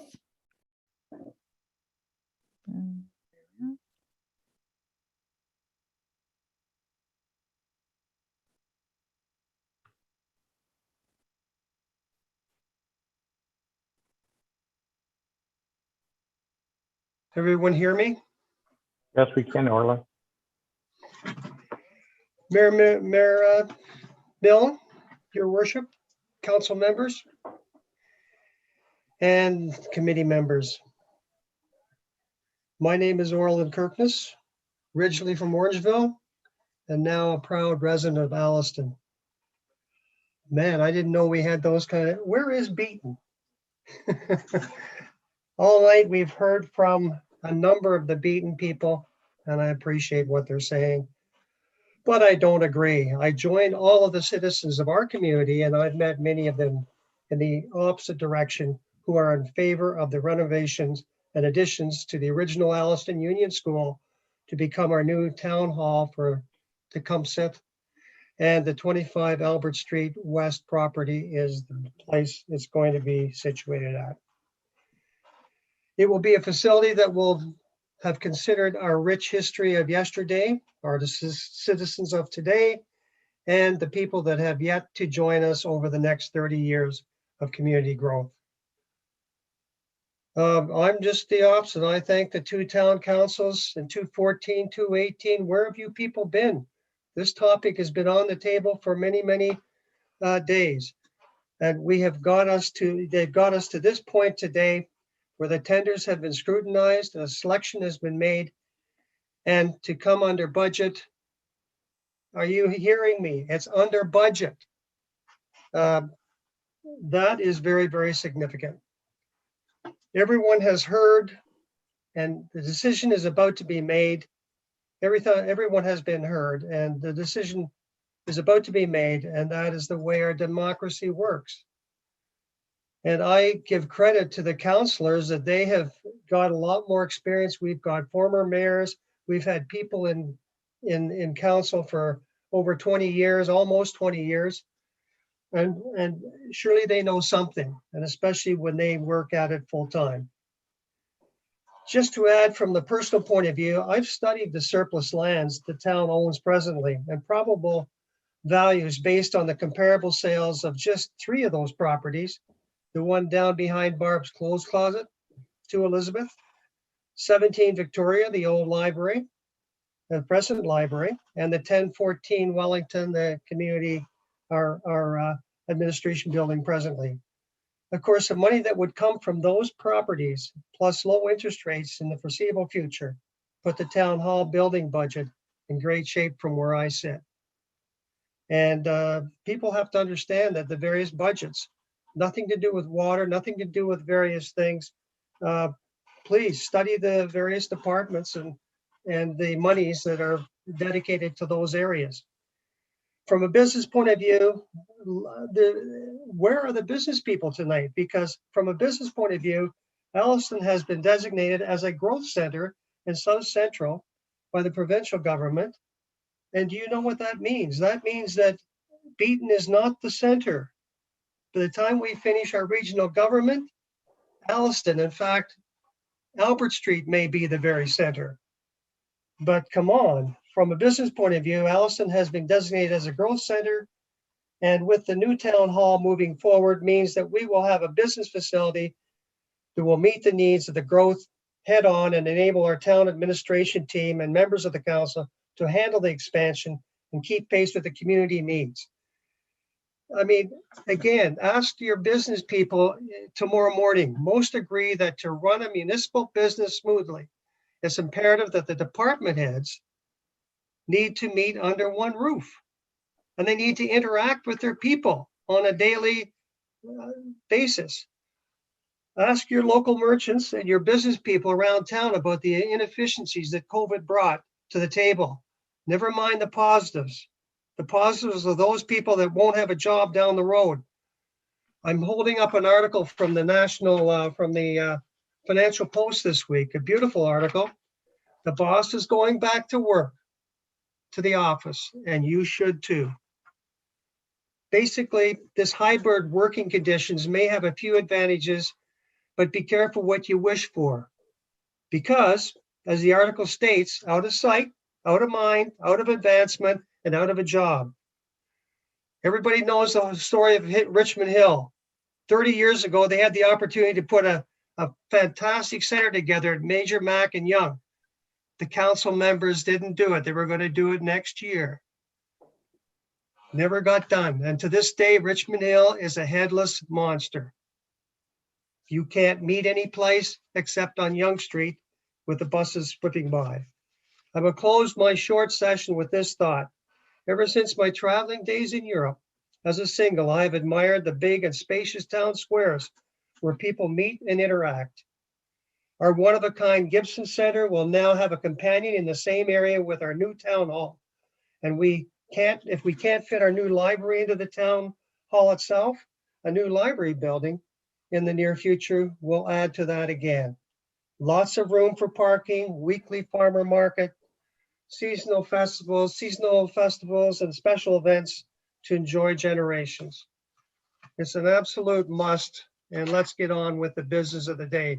We got a big chunk of people coming, and we better be ready for them. And Mayor Milne, you know that Marilyn Holmstrom phoned you personally?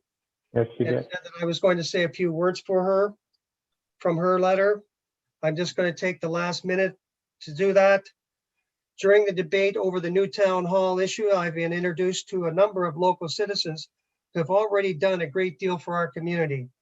Most of you with any history of Alliston will appreciate Hart and Marilyn Holmstrom as an example, as they have served the community for over 70 years. 70 years, never mind 30 and 40, 70. In fact, for the records, Marilyn was a former council member and took her turn in helping to direct our community.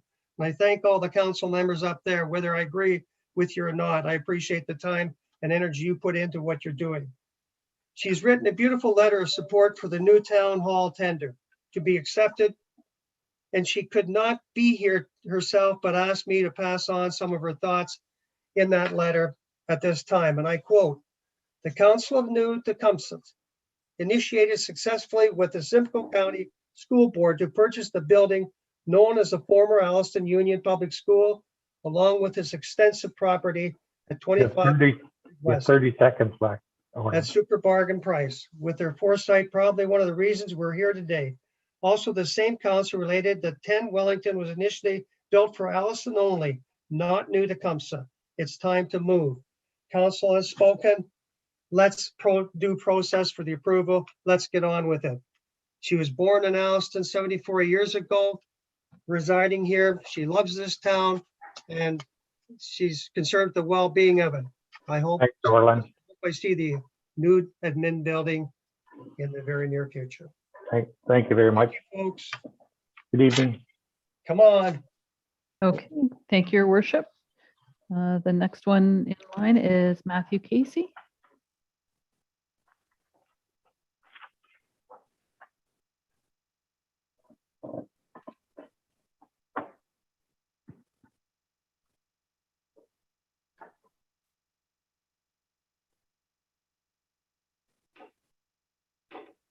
Hi, Matthew, if you can turn on your camera and mic, please. Hello. Hi, Matthew. All right. Good evening, Council. Thank you for the opportunity to speak. My name is Matt Casey, and I'm a homeowner that backs onto the property in question at the Alliston Union Public School. And tonight I would like to speak in favor of the new town office at this site. Everyone has been saying how long they live in town. I guess I'm a relatively newcomer. I've only been here about 17 years, but new person into town, willing to invest in the town's future. And I think that this is a rare opportunity that we've been given to put our new town hall at this site because we own the Memorial Arena and the baseball diamonds in the park to the south. The new town office is built on the old property. It would be possible to redevelop the other two properties to create a new town center. New Tecumseh doesn't really have a town square or main centralized space to meet. And I think that a new town office at the old site would allow us to create that space. As you know, the baseball diamonds host the Potato Festival Midway and rides, and the parade ends at the Memorial Arena. The new office was located between these two. It would allow for an expanded potato festival. With the town growing, it would be able to handle that growing community. It would also allow for a new place to focus the festival after Victoria Street is reopened on Sunday, allow more activities for kids. The popular food truck rally could also be expanded to include additional food trucks at the new office, which would increase attendance and generate foot traffic for the Victoria Street shops. The Memorial Arena could also be used for parking and possibly an indoor space in case of rain. In addition, the close proximity of the Gibson Center to this new town office would allow for the development of new arts or music events or festivals in our community. We could expand the Gibson's arts and cultural events with complementary events at our new administration center. I would just like to close by saying that I think we will come to regret it if we pass on this opportunity to create a new and better town for everyone. And that is an opportunity that most other towns would enjoy. Thank you. Thank you very much, Matthew. Have a good evening. Next speaker, please. Okay, thank you, Your Worship. Next speaker is Nancy McBride.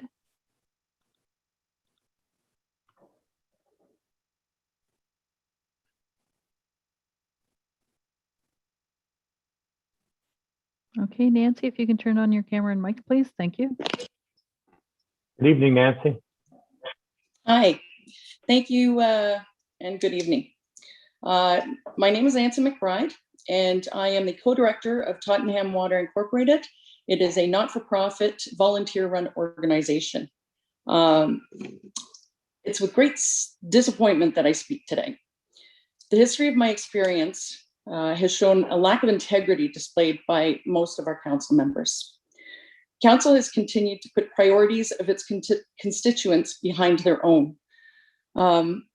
Councillor Foster recently wrote a letter discussing democratic process and how it was important to follow this. Now, part of a democratic process includes protest and public voices. New Tecumseh democratic process is failing. Councillor Sainsbury was once heard to say that public outcry was destroying democracy. These are our representatives. Councillor Lacey told me he would bring reverse osmosis to Tottenham.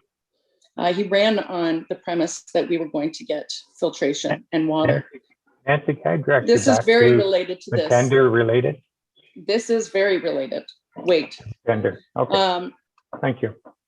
Anyways, so running on the water, we have Councillor Jeb, who was getting a road accepted. And I asked, how did that happen? That a road that was not a priority was going to become a priority. And she said, because someone complained. And so there are instances where we have councillors who are ready to promote things for constituents when it's in favor of what they want. I could give you a bunch more examples, but I won't. Urgency for this town center, but not for filtration for Tottenham and other, obvious priorities is what is concerning people right now. So yes, this has been something we've wanted for a while, but so has a pipeline, 21 years. So I'm seeing a history of inability to bring forward and make good decisions. And so I question this decision about this community hub when Tottenham still doesn't have any transportation to get there. They've been left out of the situation. And people are saying, well, but Alliston, we need to move on and this is great. It's great when you have the very basics of human life. But there's Beaton and Tottenham don't have those same opportunities, and we are equal, supposedly. So paying for crap water for this long, and then seeing this admin center being pushed forward where we have, it's been brought to my attention that one of the green items that will be put in this admin center is filtration. And that filtration is being put in because now you guys are going to go green and you won't have to use bottles and jugs. Now, I hope you can see how that's a slap in the face to every one of our Tottenham residents. As you drink your water there, it looks nice and clean. However, most of the time, our water is orange or brown and sludgy. And you guys have better water than us, but you need filtration? Why aren't you drinking tap water? Why isn't that the priority up there? Because according to the Ontario Safe Drinking Water Act, it's fine. Your water's safe. You don't need the filtration, that's for sure.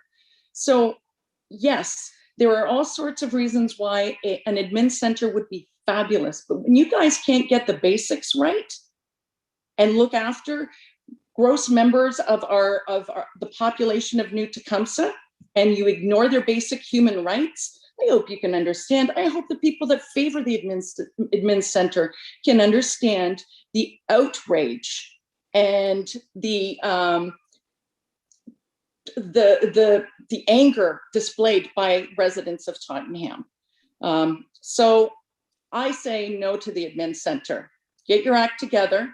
You guys change funds all the time from different departments. You know what? You can have whole departments in different areas so they can all talk to each other. There's ways around this, but you guys pushed this forward and you pushed this tender forward.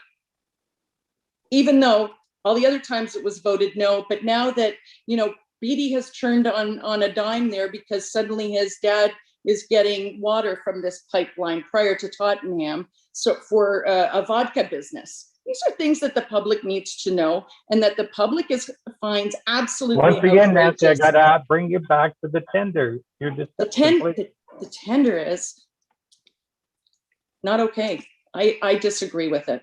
I disagree completely. And I hope you guys can listen to the people, because the democratic process says that voices need to be heard. So slow this down a little bit and talk to your constituents to find out what they want, not just your names on a plaque on an admin center. Thank you and good night. Thank you, Nancy. Good night to you too. The next speaker. Okay, thank you, Your Worship. Next speaker will be Niall Lawler.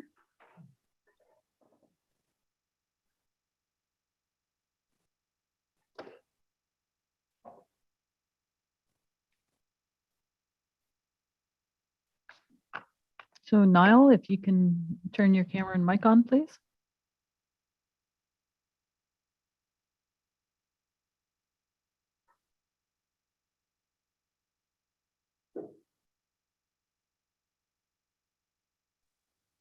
Hello.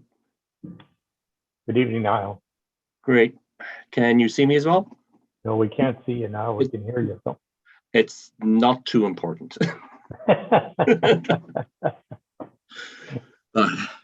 Good evening, Your Worship, Mr. Deputy Mayor and Mayor, members of Council. My name is Niall Lawler. I can be known as Niles or Neil as well, as some members of Council call me. I'm basically a newcomer. I'm only 16 years here in New Tecumseh, a resident of Beaton. I speak for my family, friends and neighbours when I ask you not to consider any of the submitted bids. Yes, there may be costs associated with not accepting any bids. We recognise that.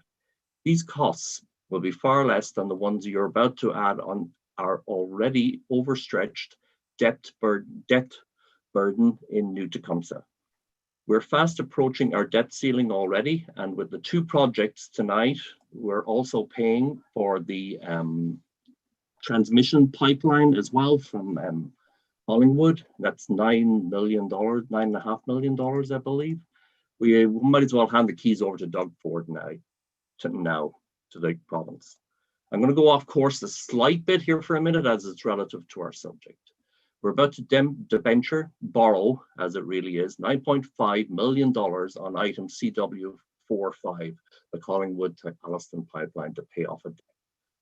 We should have had this paid off already, but we managed only to recoup 929,000 through a supply of water to other third parties. We went wrong somewhere. All the money owed should have been settled by now through third-party suppliers, other municipalities, etc. We blew that one.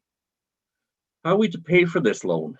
80% you save from development charges in the future, and we're hurting already. I believe in 2020, we only half the income that was expected was taken. The other 20% comes from water rates. It's water rates. The people of Tottenham do not want to hear about water rate increases because we messed up by not paying a debt for services north of Beaton. With that in mind, I bring you to the 9 million you wish to borrow also for the admin centre. Debenture, another loan. I do not see in town's report how long the debenture will be for. I'm sorry, Mr. Henry, you did say 20 years. So I first estimated very conservatively 15 years, but it could be as high as 30. So compound interest is 2.73% on a 15-year term, calculated semi-annually. I believe that's how it's calculated. I may be wrong. On 9 million is $4.5 million in interest alone. So we pay 13.5 million total over 15 years for the town hall. That is not 9 million in debt. That's an extra 4.5 added to the 20 brings us up to 24.5. So let's say we go down the road of a 30-year term, and that's a 3.01% interest compounded annually on 9 million or semi-annually is just over 13 million in interest alone. Therefore, this administration centre could possibly not just cost us 20 million as calculated, but 33 million when we factor in the interest. That's possible. None of this admin centre debt is fundable by development charges. The taxpayer directly or indirectly pays for this. And also note, from the Ontario government website on municipal financing, some key points and takeaways. The headline is what to consider before taking on debt, the need or the urgency. Municipalities may wish to consider the urgency of the proposed project. For example, if public health and safety is a concern, there may not be time to set needed funds aside in reserves. Borrowing can be an effective tool when there's an urgent need for financing. Debt management. Setting aside funds for debt repayment could impact a municipality's ability to respond to unexpected events such as extreme weather. Climate change, folks, what's coming? To get a better picture of their debt position, municipalities should consider conducting analysis using the following financial indicators: debt per capita, debt charges per capita, debt charges as a percentage of revenue, and debt charges as a percentage of municipal levy. Using data from the FIR, the Financial Information Return, municipalities can gather information on their debt levels and compare themselves to other municipalities. That's all from the province, folks. Quote, unquote. Before we take on this administration centre debt and the pipeline debt, consider debt loads per capita to our neighbours. And as of the end of 2018, calculated by our friends at the Herald, ESSA, $200 per resident. TOS, about $270 per resident. And in 2018, it was Tecumseh at $1,900 per resident in debt. This is not just about debt. We're raiding reserves, taking needed funds from other projects, raiding the proverbial cookie jar. I've seen monies in the 2021 capital program adjustments and deletions in our budget. We took 1.68 million from the Beaton Ops Centre, which was assigned previously for much needed renovations. It's gone. You have 1 more minute, Niall. Thank you very much. Thank you. Is this building another sacrificial lamb to be offered up to the temple on Albert Street? We see also in this list money being taken out of the new Tecumseh Fire Station 4 cookie jar, 1.65 million, no admin offices there, just fire trucks. We're raiding reserves, diverting funds. The cookie jar is empty, with possibly principal tonight be borrowed at 18.5 million. At 30 years, 3.01 is $26 million in debt we're taking on. So between principal and interest, $45 million tonight, possibly. We have no other choice but to pay the pipeline debt and to venture the 9.5 million. But we do have a choice at the admin center. We sell the building and get on with what the town needs: water and infrastructure and safer roads. Taking on this project is assigning possibly $33 million in debt to our children as well as us. Our cookie jar is empty. We've hit rock bottom. Now you want to go smash open our children's piggy banks and raid that too? As Marge Simpson said, won't somebody think of the children? Thank you. For your time. Thank you, Niall. Thank you very much. You have a good evening. Through your worship, Carrie Cortis is now in attendance. I'll bring her forward. Please.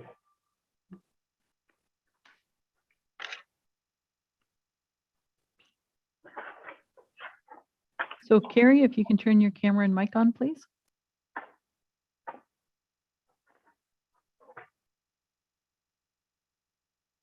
Welcome, Carrie.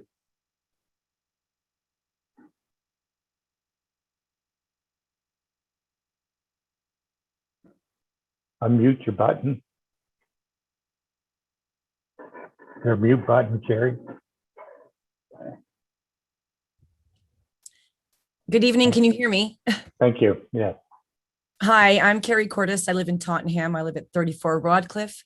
I've been a resident of New Tecumseth for about 12 years. I'm strongly opposed to the new administration building. I think that New Tecumseth, Tottenham, and Beaton need so many other things that are so much more important, like clean water, more amenities. I'm a taxpayer. I don't have a lot prepared for this meeting right now, but as a taxpayer, I think that our tax dollars would be much better used for other things. I'm sorry, I'm not much of a public speaker, That's all but right. okay, thank you. I just think a lot of the points a lot of the other speakers have made, that so many people are working from home now. I don't think that we need a great big fancy building. I personally don't want to pay for it. I know a lot of other people that I know, a lot of my colleagues and friends are also completely opposed to this. And again, clean water is important. Traffic studies for Tottenham, our population has grown so much. I just think that this is money that I personally don't want my tax dollars being used for. Again, I don't have a lot prepared, but I just wanted my voice to be heard as, again, a taxpayer, that I'm strongly opposed to this. I would really like to see the public transit being extended to Tottenham as well. I understand that Beaton and Alliston are enjoying this, I wouldn't say that this luxury or this privilege, but my children would like to be able to have the opportunity to maybe work in Alliston, Beaton, or have the opportunity to be able to travel to Bradford. But an administration building is absolutely not important to me or my family or my colleagues and friends. And that's about all I have to say. Thank you very much, Carrie. Thank you very much. I appreciate you taking the time. Thank you again. I'm not comfortable doing this, so this is definitely outside my comfort zone, but I just wanted my voice to be heard. You did very well. Well, thank you. I hope you all have a wonderful evening, and thank you for the opportunity to speak. Okay, through your worship, next one in line is Lauren Gibb. And I'll see if I can get her.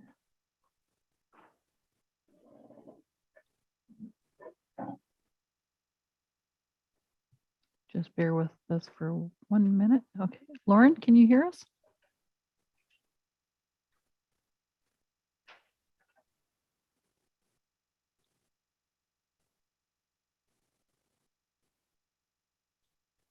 Lauren?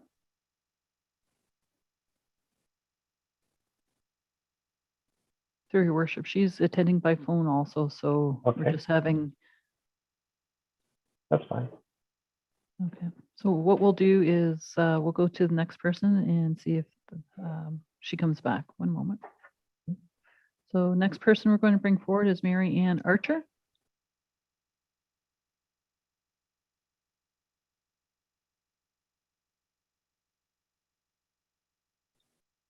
Marianne, if you can turn on your camera and mic, please.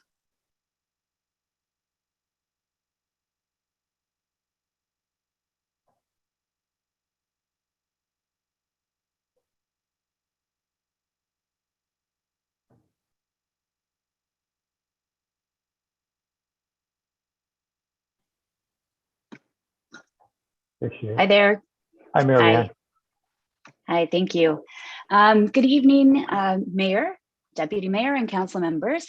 My name is Marianne Archer. I've lived in New Tecumseth for 40 years, and I hope to retire in this beautiful town. I have 3 children and I am raising, and I hope they can build a life in our beautiful community as well. While we are in a time of crisis that is causing job loss, job insecurity, loss of loved ones, life insecurity, in a time of chaos while families are scrambling to exist and make ends meet, trying to learn how to cope during this pandemic. All of society is literally put on hold. The cost of building materials has more than doubled, and most of the world has turned to working remotely. I ask you, considering all of this, why wasn't the admin building that is not an imminent requirement put on hold? It seems to me that while we were distracted, the agenda was pushed forward. In this meeting, I heard Councillor Noy say he did not want to waste the taxpayers' money by giving land away for a multicultural initiative. What about this? Why do you want to waste the taxpayers' money on this? How many years will it take for us to pay this very fancy admin building off? If you have land to give away, use it for this, and please downsize the business building plans. Why weren't the residents of New Tecumseth made aware of how to be a part of this voting process? Or do we, the taxpayers, even have a say? New Tecumseth owns buildings that can be built onto and renovated. Beaton has municipal building on an exceptionally large piece of land on the 8th line, which, contrary to what others have said, is the center of New Tecumseth when you consider the Tottenham Road being the connecting road between the 3 towns. Could you consider just adding on to that building? Will you please reconsider this expensive, dramatic decision? I do not want my children still paying for this debt when they are my age. I am currently paying $4,576 in land taxes a year. What will this proposed fancy building be increasing it to? Shira, you said in a previous meeting, if the people do not want this, let's do something else with the building. What a brilliant thing. What about tearing the dilapidated building down and put a park that we can have the garden club, the vegetable market, somebody else mentioned, every Sunday for local farmers and vendors. Local businesses can do outdoor events like yoga, martial arts, flower arrangement classes, even an outdoor gym. In the winter, we can do ice sculpting, have an outdoor skating rink. There's multiple things we could do with this land. Please listen to the people you represent. I speak for thousands when I say we do not want to approve the plan to renovate the old St. Paul's School that is housing rats, bats, and pigeons. It will cost an unnecessary amount of money to renovate. We do agree that you deserve a new building, but it doesn't have to be this way. That is all I have to say. Thank you very much for listening to me. Thank you very much, Marianne, for participating. Thank you. Have a good evening. Okay, Next through speaker. your worship, we're going to try Lauren Gibb again.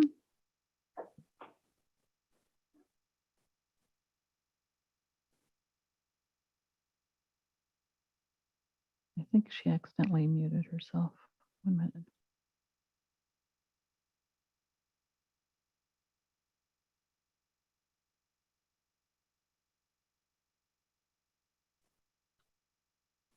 Okay, it looks like, just give me, we'll go to the next person and I'll come back to Lauren.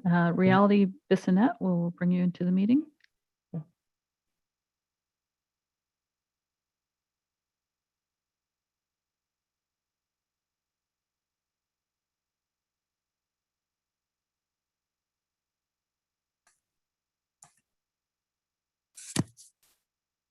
There she is.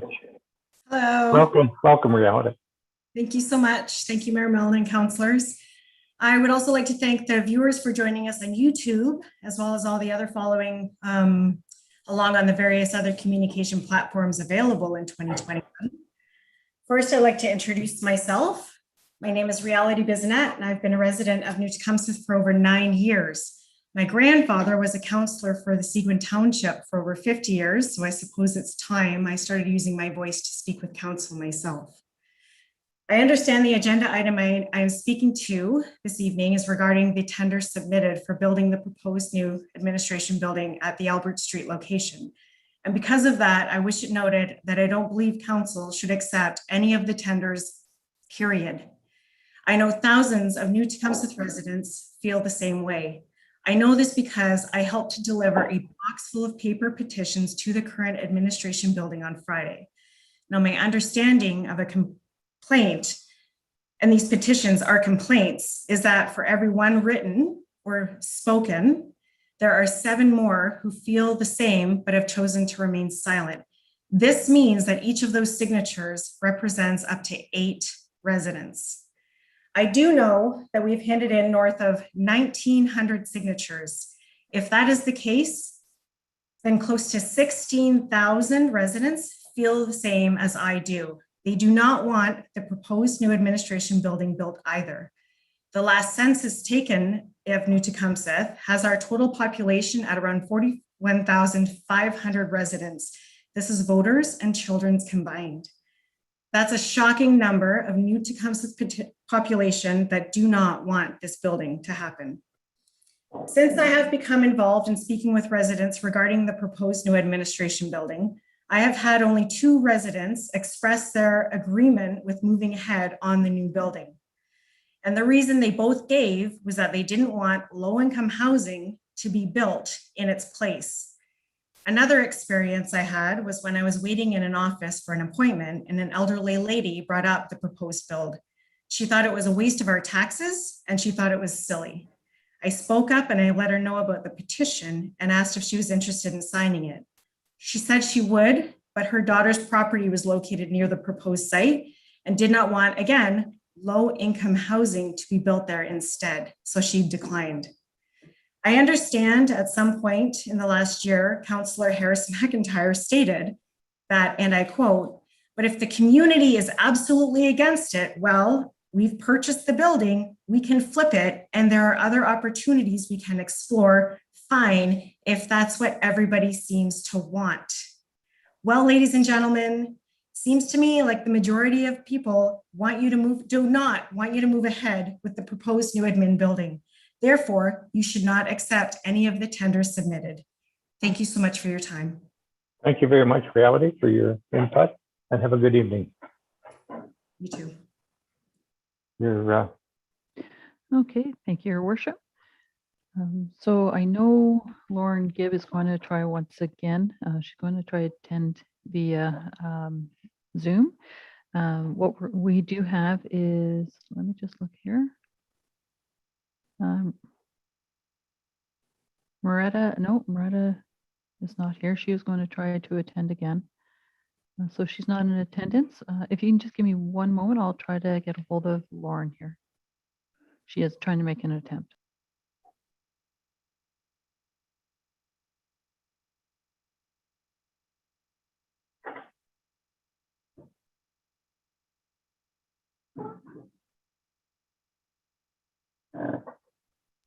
I'll just give her a minute and she should be popping in.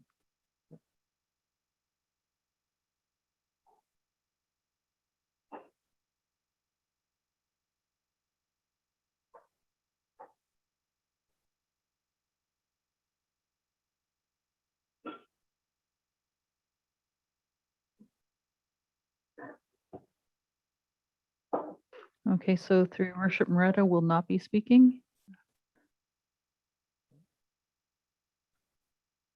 That all works. So through Your Worship, yeah, I'm not having any luck with Lauren. I know she's been trying, but I'm not sure what's happened. I think we've been sitting here quite a while. I think we need a break. So we're going to take a 5-minute break, and if they come back in, Madam Clerk, you just maybe hold them and give them a moment of that. So, Council, we take a 5-minute break.